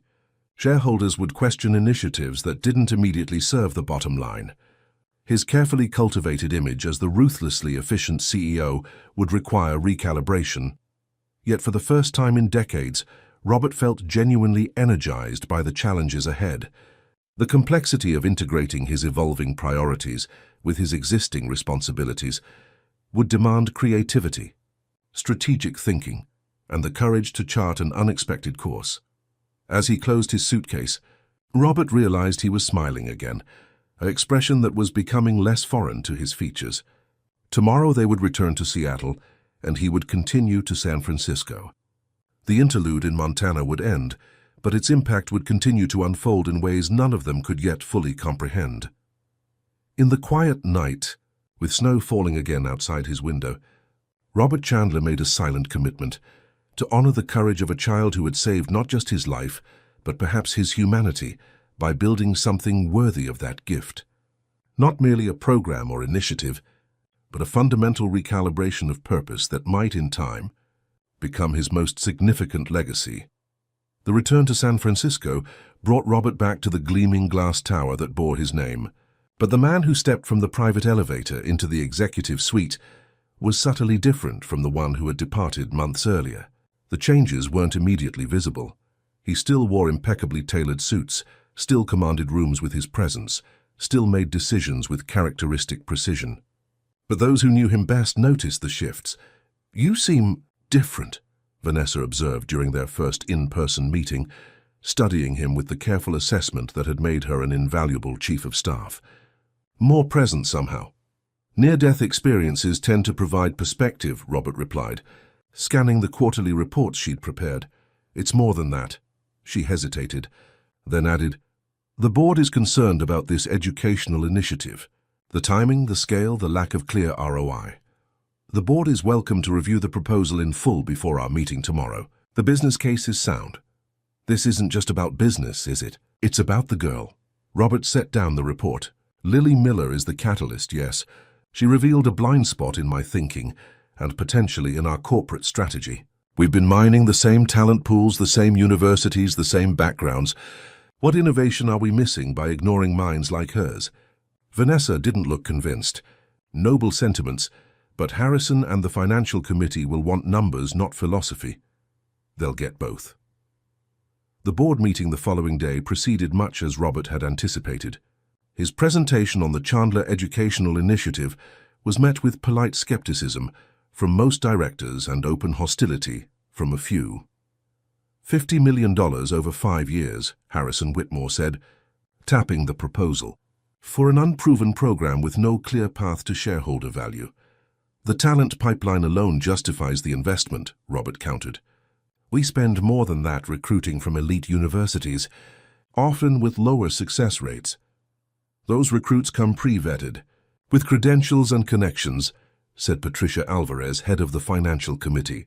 These would be unknown quantities from challenging backgrounds, with exceptional minds and diverse perspectives that could drive innovation in ways we haven't considered. This feels personal, Harrison said, studying Robert over his reading glasses. This isn't just about corporate social responsibility or talent development. This is about your experience with the Miller child. Robert met his gaze steadily. I won't deny that my interaction with Lily Miller influenced my thinking, but good leaders allow new data to inform their strategies. Her extraordinary potential currently constrained by circumstances entirely outside her. Control represents an untapped resource, not just for Chandler Innovations, but for society at large. Very inspiring, Harrison said dryly, but we answer to shareholders, not society. Who says the two must be at odds? Robert pulled up a new slide showing projected ROI models. Even with conservative estimates for talent conversion rates, the program pays for itself within 8 years. Add the PR value, tax advantages, and community goodwill, and the timeline shrinks to 5 years. The discussion continued for another hour, with directors raising concerns about implementation, oversight, and potential liability issues. Robert addressed each systematically, drawing on his preparation and his genuine conviction that the initiative represented not just the right thing to do, but a strategic advantage in an increasingly competitive market for technological talent. In the end, the board approved the initiative with 2 conditions: a 3-year review with clear performance metrics, and a commitment that Robert's personal involvement wouldn't detract from his core responsibilities as CEO. Congratulations, Vanessa said as they left the boardroom. Though I suspect Harrison will be watching this program with microscopic attention, looking for any sign of failure. Harrison has been looking for reasons to ease me toward retirement for years, Robert replied. This just gives him a new angle. Are you concerned? Robert considered the question. I've built this company from a mid-sized tech firm to a global powerhouse, increased market cap by 3,000%, delivered record returns for 15 consecutive quarters. If the board wants to question my judgment over an educational initiative that costs less than our annual holiday party budget, they're welcome to try. Back in his office, Robert reviewed the implementation timeline for the initiative. The first phase would focus on Seattle, identifying 10 children through a carefully designed assessment process that evaluated potential rather than current achievement. Lily would participate in the standard assessment, but Jack had been firm that she receive no special consideration. His phone rang, Jack calling from Seattle, where they had settled back into their apartment while awaiting the program's launch. How did the board meeting go? Jack asked. Approved with conditions. Standard corporate caution. And the position? Still secure? Absolutely. HR will contact you tomorrow to begin the onboarding process. How's Lily adjusting to being back? There was a slight pause. It's been challenging. The apartment feels smaller somehow. Her school seems less engaging after working with the tutor. She misses the mountains, the space, and you. I'm fine, Jack said automatically, then amended, adjusting. It's strange how quickly Montana began to feel normal. The program infrastructure is coming together. We should be ready to begin assessments within 3 weeks. Has Lily's school been notified of her potential transfer? Yes. Her teacher was surprisingly supportive, said she's been struggling to provide appropriate challenges for Lily within the standard curriculum. After they hung up, Robert stood at his office window, looking out at San Francisco spread below. The city's iconic fog was rolling in, shrouding the Golden Gate Bridge, transforming the familiar landscape into something mysterious and otherworldly. His office door opened, and Alexander entered, tall, lean, with Robert's blue eyes but softer features inherited from his mother. "Didn't expect to see you until our dinner this weekend," Robert said, genuinely pleased by the surprise visit. "I was in the building for a meeting with your sustainability team," Alexander explained. He worked for an environmental engineering firm that consulted with major corporations on reducing their carbon footprint, a career choice that had initially disappointed Robert, but which he had come to respect. "The carbon capture initiative? Yes, your team is surprisingly open to implementing our recommendations, given the upfront costs. Times change, priorities evolve." Robert gestured to a chair. "How are you, really?" Alexander sat, studying his father with curious eyes. "I'm good, busy. The firm is growing, which means more responsibility, more travel." He paused. "But I suspect I'm not the one who's changed recently." "Meaning?" "Meaning the Robert Chandler who left for Seattle 4 months ago wouldn't have prioritized a program for underprivileged, gifted children, or approved sustainability initiatives with 10-year ROI timelines." Alexander leaned forward. "What happened up there, Dad?" Besides the obvious assassination attempt, Robert considered how to explain the subtle yet profound shift in his worldview. "I met a child who saw things clearly, who acted without calculation or agenda when it mattered most, and it made me question how much clarity I've sacrificed to complexity over the years." "Tell me about her. Mom said you mentioned a girl and her father." For the next hour, Robert did something he rarely did, shared a personal experience without editing it for strategic presentation. He told Alexander about Lily's warning, her remarkable mind, her perspective that cut through pretense and convention. About Jack's dedication as a father, his integrity, his struggle to provide opportunities for his daughter despite limited resources. "I'd like to meet them," Alexander said when Robert finished. "They sound like they've had quite an impact on you. They'll be relocating to San Francisco once the program launches. Jack has accepted a position with the initiative." "You hired her father?" Alexander raised an eyebrow. "It's not what you're thinking. He's uniquely qualified, military background, personal experience navigating educational systems with a gifted child, perspective on the challenges these families face." "I believe you," Alexander said, and surprisingly he seemed to mean it. "It's just not your usual approach to personnel decisions." "Perhaps my usual approach has been too narrow." Their conversation continued, touching on Alexander's work, his relationship with a marine biologist he'd been dating for several months, plans for the upcoming holidays. Robert found himself genuinely engaged, asking questions not out of obligation but interest, listening to the answers with full attention rather than divided focus. When Alexander finally left, promising to bring his girlfriend to their weekend dinner, Robert felt a warmth that had nothing to do with business success or strategic advantage, simply the pleasure of connecting with his son as a person, not just an extension of legacy. The feeling was short-lived. Minutes after Alexander's departure, Vanessa entered with a concerned expression. "Lawrence Reynolds is requesting a meeting. Says it's urgent and personal." Robert frowned.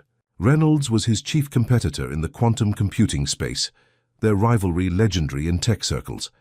They maintained cordial public relations, but rarely sought direct interaction outside industry events. "Did he say what it's about?" "Only that it concerns recent events, and he prefers to discuss it privately." "Schedule it for tomorrow morning, my office, not neutral ground, and have security perform an enhanced screening."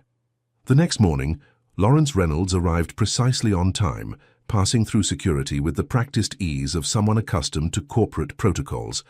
In his mid-60s, with silver hair and aristocratic features, Reynolds projected an old-money confidence that contrasted with Robert's self-made intensity. "Robert," he said, extending his hand, "thank you for seeing me on short notice. Lawrence, you said it was urgent." Robert gestured to the sitting area rather than the more formal conference table.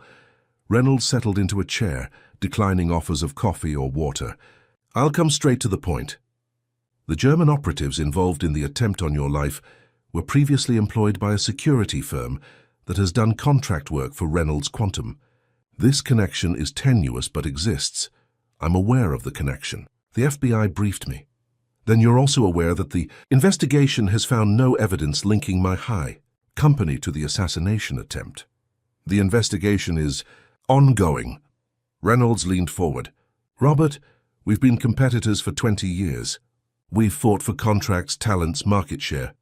I've called you many things, some of them uncomplimentary, but I have never and would never sanction violence against you or anyone else." Robert studied the older man, evaluating the sincerity in his expression. "Why tell me this in person? Your lawyers have already made formal statements to investigators. Because this goes beyond legal liability. This is about reputation, mine and my company's, and about something more fundamental." Reynolds met his gaze directly. "I didn't try to have you killed, Robert. That's not how I do business. That's not who I am." The directness of the statement, delivered without the typical corporate hedging or lawyer-approved phrasing, carried weight. Robert had known Reynolds for decades, respected him as a formidable opponent, even while working to outmaneuver him at every turn. "I believe you," Robert said finally, "though I'm curious why my survival matters enough to warrant this personal visit." A hint of the old competitive spark flashed in Reynolds' eyes. "Don't mistake this for sentiment. The quantum computing breakthrough you announced at the summit, it's significant. Revolutionary, potentially. I'd rather compete with you fairly for its applications than face accusations of criminal conspiracy. Practical as always, Lawrence. We built this industry together, Robert. Rivals, yes, but with a certain understanding, certain boundaries." Reynolds stood. "Besides, I've heard rumors about this educational initiative you're launching. Seems I might need to develop my own talent pipeline if I want to keep pace." After Reynolds departed, Robert remained in his office contemplating the conversation. The tech world was ruthless, competitive to the point of cruelty sometimes, but it operated according to its own unwritten code. Reynolds' visit had been as much about reaffirming that code as clearing his name. The rest of the week brought a flurry of activity as the Chandler Educational Initiative moved from concept to implementation. Offices were secured in Seattle and San Francisco. Educational consultants and psychologists hired to develop assessment protocols. Partnerships established with universities and research institutions. Through it all, Robert maintained daily contact with Jack and Lily, whose relocation to San Francisco was scheduled for the following month. Lily had completed preliminary assessments with extraordinary results, qualifying her for the program by objective standards that Jack found reassuring. "The schools they're suggesting," Jack said during one call, audible wonder in his voice. "These are places I couldn't even dream of affording. The program covers everything: tuition, materials, enrichment activities. There are no financial barriers to participation. It still feels impossible, like I'm waiting for the catch. The only catch is that Lily will be expected to work hard, to develop her gifts to their fullest potential." "That's never been an issue," Jack said with a hint of pride. "If anything, I've had to remind her to take breaks, to just be a kid sometimes." In the background, Robert could hear Lily asking questions about their new home in San Francisco, her excitement palpable even through the phone. "She can't wait," Jack said. "Keeps talking about showing you her new robot design. Apparently it's going to revolutionize quantum computing, or deep-sea exploration, or possibly both." I can't quite keep up with the technical details. Robert found himself smiling. "Tell her I'm looking forward to reviewing the schematics." As he ended the call, Robert became aware of Vanessa standing in his doorway, an unusual hesitation in her posture. "What is it?" "Harrison has called an executive committee meeting for tomorrow morning. Members only, no staff. Topic, unspecified. But I've heard rumors, Robert. Concerns about your focus, your priorities since returning from Montana. Meaning?" meaning there's talk about succession planning, about whether it might be time to consider transitioning to a chairman role while bringing in new leadership for day-to-day operations. The information should have angered him, would have just months ago. Instead, Robert felt a strange calm as he considered the implications. "Thank you for the warning. I'll be prepared." After Vanessa left, Robert turned to his computer, pulling up the company's leadership structure, succession plans, financial projections. If Harrison and his allies were planning a power play, they would come armed with data, showing some perceived degradation in performance, some metric that could justify suggesting a transition. But the numbers told a different story. Since Robert's return, stock performance had strengthened.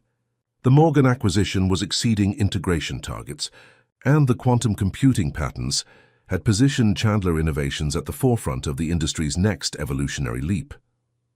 There was no rational business case for a leadership change, which meant the move was personal, political, an attempt to capitalize on perceived vulnerability following the assassination attempt and Robert's subsequent shift in priorities. That night, in his penthouse overlooking the bay, Robert reviewed his options. He could counterattack, using his substantial voting bloc and long-standing board relationships to shut down Harrison's initiative before it gained traction. He could negotiate, offering concessions on other matters to maintain his position. Or he could consider whether Harrison's concerns, though politically motivated, might contain a kernel of truth worth examining. Had his priorities shifted enough that the company might indeed be better served by new leadership? Was his growing investment in the educational initiative distracting him from the core responsibilities of running a global technology corporation? The Robert Chandler of 6 months ago would have dismissed these questions as irrelevant, viewing any challenge to his leadership as a threat to be neutralized.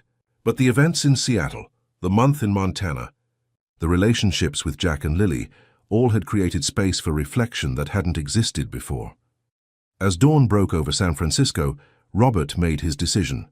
He would attend Harrison's meeting, not as the defensive CEO protecting his position, but as the founder and largest shareholder evaluating what leadership structure would best serve the company's future.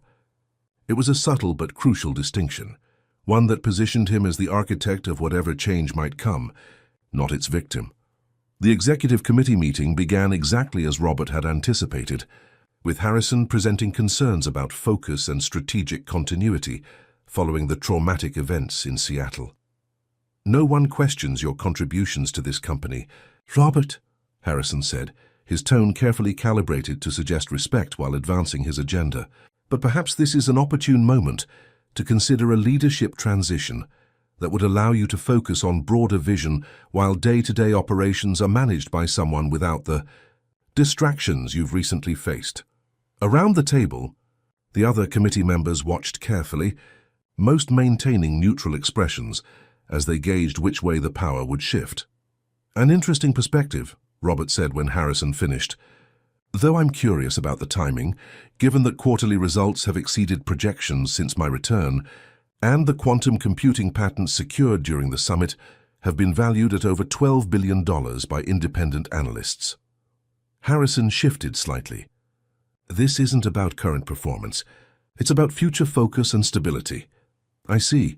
Robert leaned back in his chair, surveying the faces around him. These were individuals he had worked with for years, in some cases decades. They had built something remarkable together, weathered crises, celebrated triumphs. "Then let me address the real concerns directly. Yes, my perspectives have evolved following recent events.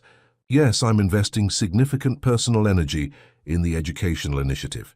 And yes, I'm reconsidering certain aspects of how this company defines success and impact."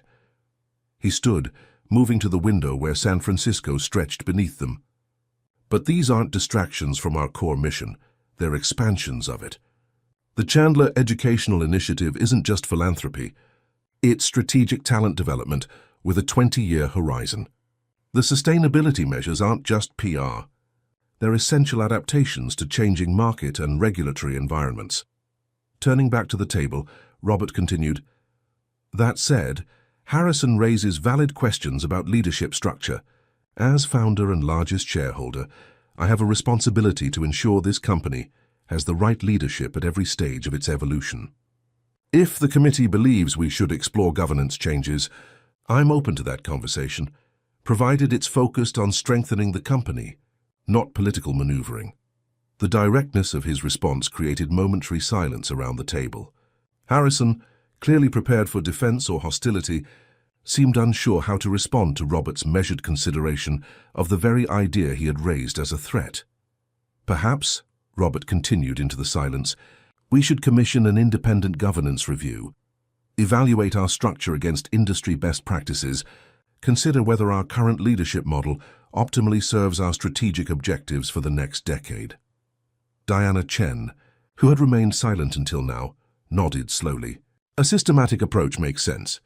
Any changes should be based on analysis, not reaction to recent events. Agreed, said Michael Okafor, the committee's newest member. Though I would note that Robert's leadership during the assassination crisis and subsequent return has demonstrated remarkable stability. The market response has been consistently positive. The conversation shifted, moving from Harrison's implied challenge to a more productive discussion of governance models and succession planning, legitimate topics for any mature corporation, but now framed as strategic planning rather than a power play. By the meeting's end, a plan had been established for a comprehensive governance review, with results to be presented to the full board in 3 months. Harrison had neither won nor lost, but found his challenge transformed into a process he couldn't easily control or manipulate. As the committee members filed out, Harrison lingered behind. Neatly done, Robert. I expected defensiveness, not strategic redirection. We've known each other too long for games, Harrison. If you have concerns about my leadership, raise them directly. The older man studied him. It's not your competence I question. It's your focus. This obsession with the Miller girl and her father, it's changing you. Perhaps for the better. Perhaps, or perhaps you're allowing sentiment to cloud the ruthless clarity that built this company. There's a difference between ruthlessness and clarity, Harrison. I'm beginning to see that more distinctly. Harrison shook his head. Just be careful. The board will support vision, even evolution, but not distraction or division of purpose. After he left, Robert remained at the conference table, reviewing the exchange. Harrison's warning contained truth worth considering. Balance would be essential, integrating his evolving priorities with the responsibilities he still held to shareholders, employees, and the company's mission. His phone chimed with a text message from Jack. Lily's school placement confirmed, starting next month at the Westlake Academy for gifted students. She's over the moon, literally building a model of the lunar surface to celebrate. The message brought a smile to Robert's face, a moment of simple joy amid corporate politics and strategic calculations. Whatever challenges lay ahead in balancing his evolving priorities, this much was clear. The path forward would be neither simple nor straightforward, but it promised to be more meaningful than the one he had been traveling before a child's warning changed everything. The Westlake Academy occupied a renovated historic building in San Francisco's Pacific Heights neighborhood, its red brick facade and ivy-covered walls contrasting with the ultra-modern learning spaces inside. On Lily's first day, Robert accompanied Jack to the campus, watching as Lily, dressed in a new Navy uniform, with her curls tamed into neat braids, vibrated with barely contained excitement. "Remember what we talked about," Jack said, kneeling to straighten her collar. "This is a great opportunity, but stay humble and work hard," Lily finished. "And remember where I come from." "That's my girl," he hugged her tightly. "I'm so proud of you, Pumpkin." Dr. Eleanor Jensen, the Academy's director, greeted them in the main hall, a warm, authoritative woman in her 50s who had helped design the assessment protocols for the Chandler Initiative. "Lily, we're so pleased to welcome you," she said, extending her hand with the same respect she might offer an adult. "Your assessment results were truly remarkable." "Thank you," Lily replied with careful politeness, though her eyes darted everywhere, absorbing the new environment with characteristic intensity. "Will I get to use the robotics lab today?" "I read about it in the brochure." Dr. Jensen smiled. "We'll start with orientation, but yes, you'll have robotics this week. Your schedule has been designed to challenge you in your areas of strength while providing support in areas where you might need it." "I'm not very good at art," Lily confided. My trees look like broccoli. Then we'll work on that. Excellence isn't about being perfect at everything, Lily. It's about continuous growth. As Dr. Jensen led Lily toward her classroom, the girl turned back briefly, waving at Jack and Robert. The mixture of excitement and apprehension on her face struck Robert forcefully, the universal expression of a child stepping into something new, both eager and uncertain. "She'll be fine," Robert said as they watched her disappear down the hallway. "I know," Jack replied, though concern lingered in his voice. "It's just a big change. From a public school where she was hiding her abilities to avoid standing out, to a place where she's expected to shine. Children are remarkably adaptable, more so than adults usually." Jack glanced at his watch. "I should get to the office. First day for both of us." The Chandler Initiative's headquarters occupied a renovated warehouse in Soma, its industrial bones preserved but transformed into an airy, collaborative workspace. Jack's office, modest but with a view of the Bay Bridge, reflected his new role coordinating veteran outreach and family support services. "Nervous?" Robert asked as they rode the elevator. "Terrified," Jack admitted with a half-smile. "It's been years since I wore anything resembling business attire," Sarah used, "to tie my ties for formal military functions. You'll adapt. Like Lily. Let's hope." As they stepped from the elevator, the initiative's staff stood waiting: educators, psychologists, program coordinators, many of them veterans themselves, selected for their understanding of the challenges facing families like the Millers. "Team, this is Jack Miller, our new Director of Family and Veteran Services," announced Maria Espinosa, the initiative's executive director. "Jack brings a unique perspective as both a Special Forces veteran and the parent of a gifted child in our program." Jack stepped forward, his military bearing evident despite his discomfort with the attention. "Thank you for the welcome. I'm here to learn as much as to contribute. My goal is to ensure that families like mine have the support they need to navigate what can be a challenging transition, not just for the children, but for everyone involved," Robert observed from the background, noting the immediate respect Jack commanded, not from his connection to Robert, but from his authentic understanding of the mission. The staff responded to his unpretentious directness, several of the veterans subtly straightening their posture in unconscious recognition of his military background. As the introductions continued, Robert's phone buzzed with a message from Vanessa. "Quantum computing team needs urgent approval for the Beijing Research Partnership. Also Harrison asking about governance review timeline. Available for briefing this afternoon?" The corporate world asserting its claim on his attention. Robert sent a brief confirmation, then returned his focus to the scene before him. Jack was already engaged in discussion with a program coordinator, his initial nervousness replaced by genuine engagement with the work. "He's going to be excellent," Maria said, joining Robert. "Authentic, grounded, exactly what these families need." "I know," Robert replied, surprising himself with the certainty in his voice. "I'm grateful he accepted the position." "Mr. Chandler, the families arriving next week for orientation. Would you consider addressing them? Many are apprehensive about the program, worried there must be some catch to what seems too good to be true." "Of course. Schedule it for whenever works best for them." As Robert departed for his office downtown, he found himself contemplating the contrast between the initiative's headquarters and the corporate tower that bore his name. Both represented his vision, his resources, his leadership, yet they served fundamentally different purposes and operated according to different metrics of success. The challenge would be integrating these seemingly divergent aspects of his life into a coherent whole, a challenge Harrison and others on the board clearly doubted he could meet. That afternoon, the quantum computing team presented their proposal for a research partnership with Beijing University, a collaboration that would accelerate development of practical applications while navigating the complex geopolitics of international technology sharing. "The potential is extraordinary," explained Dr. Aisha Khan, head of quantum research. "Their experimental results in quantum teleportation complement our work in quantum cryptography. Together, we could be years ahead of any competitor." "Including Reynolds Quantum?" Robert asked. "Especially Reynolds. Lawrence has been trying to establish his own partnership with Beijing for months, but they've held back, waiting to see our approach. Robert studied the proposal, weighing scientific opportunity against security concerns, competitive advantage against potential knowledge transfer risks. 6 months ago, the decision would have been straightforward. Maximize advantage, minimize risk, establish dominance. Now he found himself considering broader implications.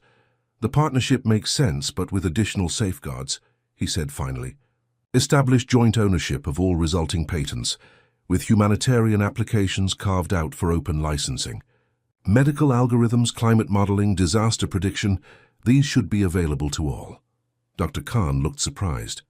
That's an unusual approach, Mr. Chandler. Most companies, including ours historically, have maintained strict proprietary control over all applications. Times change. Technology this powerful comes with responsibilities beyond shareholder value.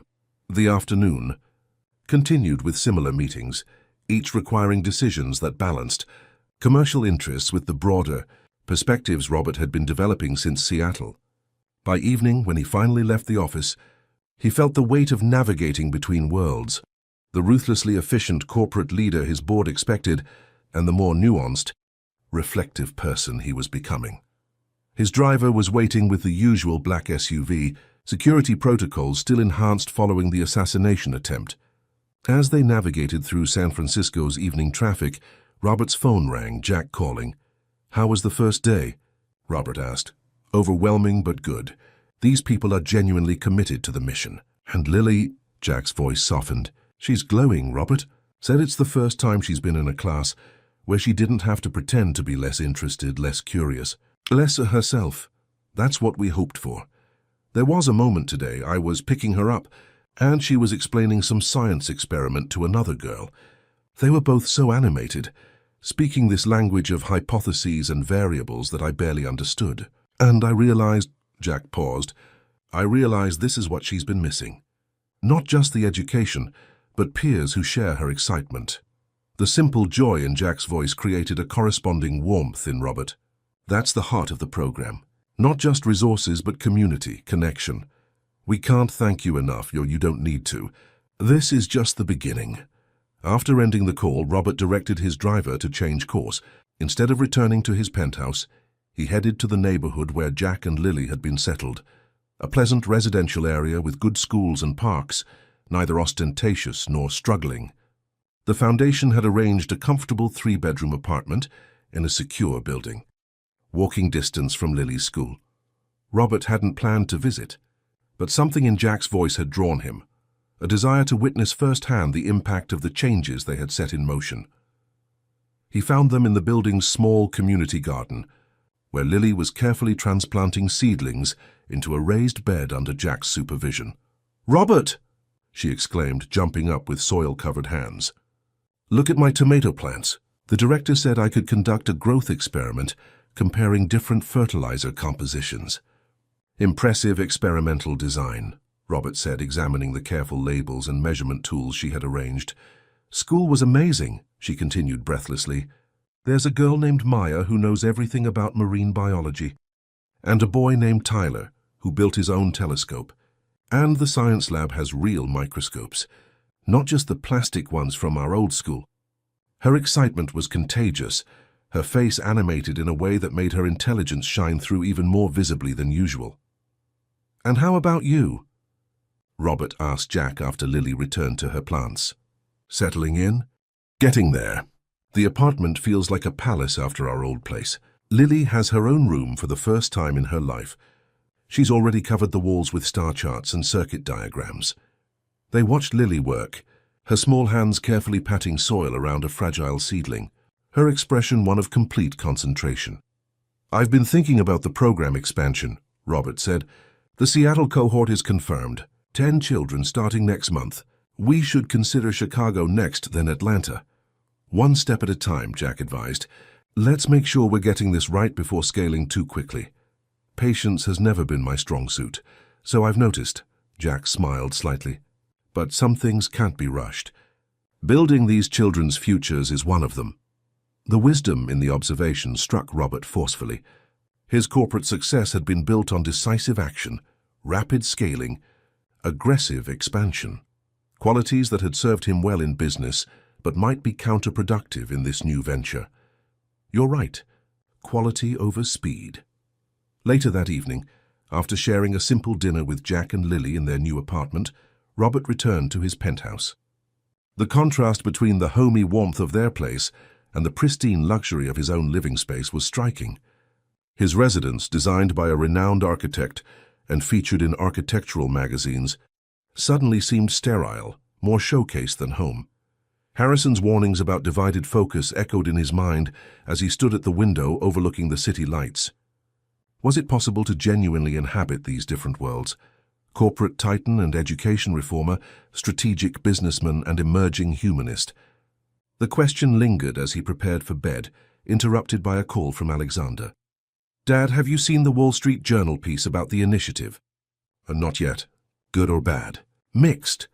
They're calling it Chandler's Redemption Project, suggesting it's a response to criticism about your business practices over the years. But they're also acknowledging its potential impact. Predictable angle." "There's more," Alexander continued. "They've dug into Jack Miller's background, his military service, his wife's death from cancer, the financial struggles afterward. Nothing invasive, but they're framing it as a fortuitous connection between power and need." Robert frowned. "Jack won't appreciate the publicity. He's intensely private about Lily." "That's the thing, Dad. They don't mention Lily by name. They refer to Miller's gifted child, but respect the family's privacy. I think someone at the paper is being deliberately careful." After they hung up, Robert located the article online. The reporting was factual, but framed within a narrative of personal transformation following a near-death experience, a simplification of the complex evolution he'd experienced, but not entirely inaccurate. The next morning brought a different perspective on the article. Harrison called as Robert was en route to the office. "This profile makes you look soft, Robert. Sentimental. Is that the image you want to project to competitors? To the market?" "The market responded with a 2-point gain this morning, Harrison. Apparently sentiment hasn't damaged shareholder value. Not yet. But perception matters in our industry. This narrative about personal transformation, about shifting priorities, it raises questions about your commitment to the core business. My commitment is reflected in results, not perception. Results are trailing indicators. Perception predicts future performance." After ending the call, Robert reflected on Harrison's concern. There was truth in it. The tech industry valued a certain ruthless clarity, a single-minded focus on domination and growth. His evolving approach represented a departure from that ethos, one that would naturally generate resistance. The question was whether that resistance reflected genuine strategic concerns or simply discomfort with change, with the challenge to assumptions that had governed the industry for decades. That evening, Robert had dinner with Alexander and his girlfriend, May Lynn, a marine biologist whose intelligence and quiet confidence immediately impressed him. "Your educational initiative is fascinating," May said during the meal, "especially the focus on identifying potential rather than achievement. So much talent is lost because conventional metrics miss non-traditional forms of intelligence." "Exactly," Robert agreed. "The traditional paths, elite private schools, Ivy League universities, prestigious internships, create a closed system that recycles privilege rather than cultivating diverse talent." "This sounds like my son," Alexander said with a smile. "Not my father, the corporate raider." "People evolve," May observed, "often in response to unexpected connections." The conversation shifted to her research on coral reef restoration, then to Alexander's work on carbon capture technologies. Throughout, Robert found himself fully present in a way that had once been rare in his personal interactions, genuinely interested, engaged with the people, rather than mentally reviewing business concerns or strategic plans. As they were leaving the restaurant, Alexander hung back, letting May walk ahead to the car. "Dad, I wanted to say, I'm proud of what you're doing with the initiative. It feels like you're building something that matters beyond quarterly reports."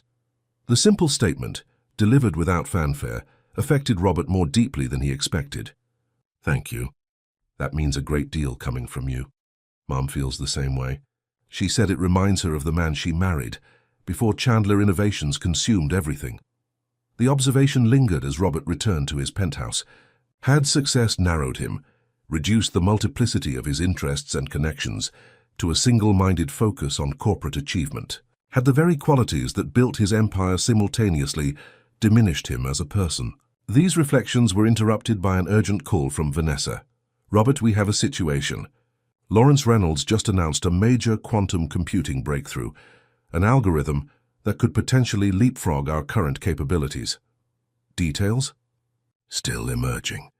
Their press release claims a 40% improvement in error correction rates, which would significantly enhance quantum processing stability. If verified, it would give them a substantial advantage in commercialization timelines.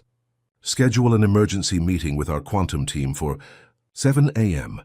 I want a complete assessment of Reynolds' claims and our response options. The news shifted Robert's focus immediately back to competitive strategy, market positioning, technological advantage, the familiar terrain of corporate rivalry. The seamless transition surprised him, how quickly he could move from philosophical reflection to tactical response. Perhaps Harrison's concerns about divided focus were overblown. Perhaps it was possible to integrate these seemingly contradictory aspects of himself, the strategic corporate leader and the evolving humanist, into a coherent whole. The early morning meeting with the quantum team revealed both challenges and opportunities in Reynolds' announcement. Their breakthrough is legitimate, Dr. Kahn confirmed, but limited in application. It addresses one aspect of quantum stability, but creates new challenges in scalability. Can we respond with an accelerated timeline on our own approach? Possibly, but rushing could compromise quality. We need 3 more months of testing before announcing our full system. Robert considered the options. The old playbook would be clear: accelerate development, make a counter-announcement, ensure market perception remained in Chandler's favor regardless of technical realities. But that approach carried risks beyond market positioning, risks to scientific integrity, to the technology's ultimate effectiveness, to the people working under increased pressure. Continue with the original timeline, he decided finally. Issue a measured response acknowledging Reynolds' contribution to the field while emphasizing our complementary approach. No acceleration, no compromise on quality. Dr. Kahn looked surprised. "That's not the response I expected, Mr. Chandler. The quantum computing race isn't a sprint, Dr. Kahn. It's a marathon with profound implications for humanity. I'd rather be right than first." Later that morning, Robert received a text from Jack. "Lily's science teacher wants to meet with us. Says she's advancing too quickly for even their accelerated curriculum. Good problem to have, I suppose." The message provided a timely reminder of what truly mattered amid corporate competitions and market maneuvering. Reynolds might win a news cycle with his announcement, but the real breakthrough, the genuine innovation that would shape the future, might well come from minds like Lily's, minds that would have remained underdeveloped without intervention. That afternoon, Robert joined Jack for the meeting with Dr. Reeves, Westlake Academy's science director, a distinguished physicist who had left academia to focus on gifted education. "Lily's aptitude for quantum concepts is extraordinary," Dr. Reeves explained. "She intuitively grasps principles that challenge graduate students. But our curriculum, advanced as it is, isn't designed for this level of acceleration." "What do you recommend?" Jack asked. "A hybrid approach. Core classes with her age group for social development, but special mentorship in physics and computer science.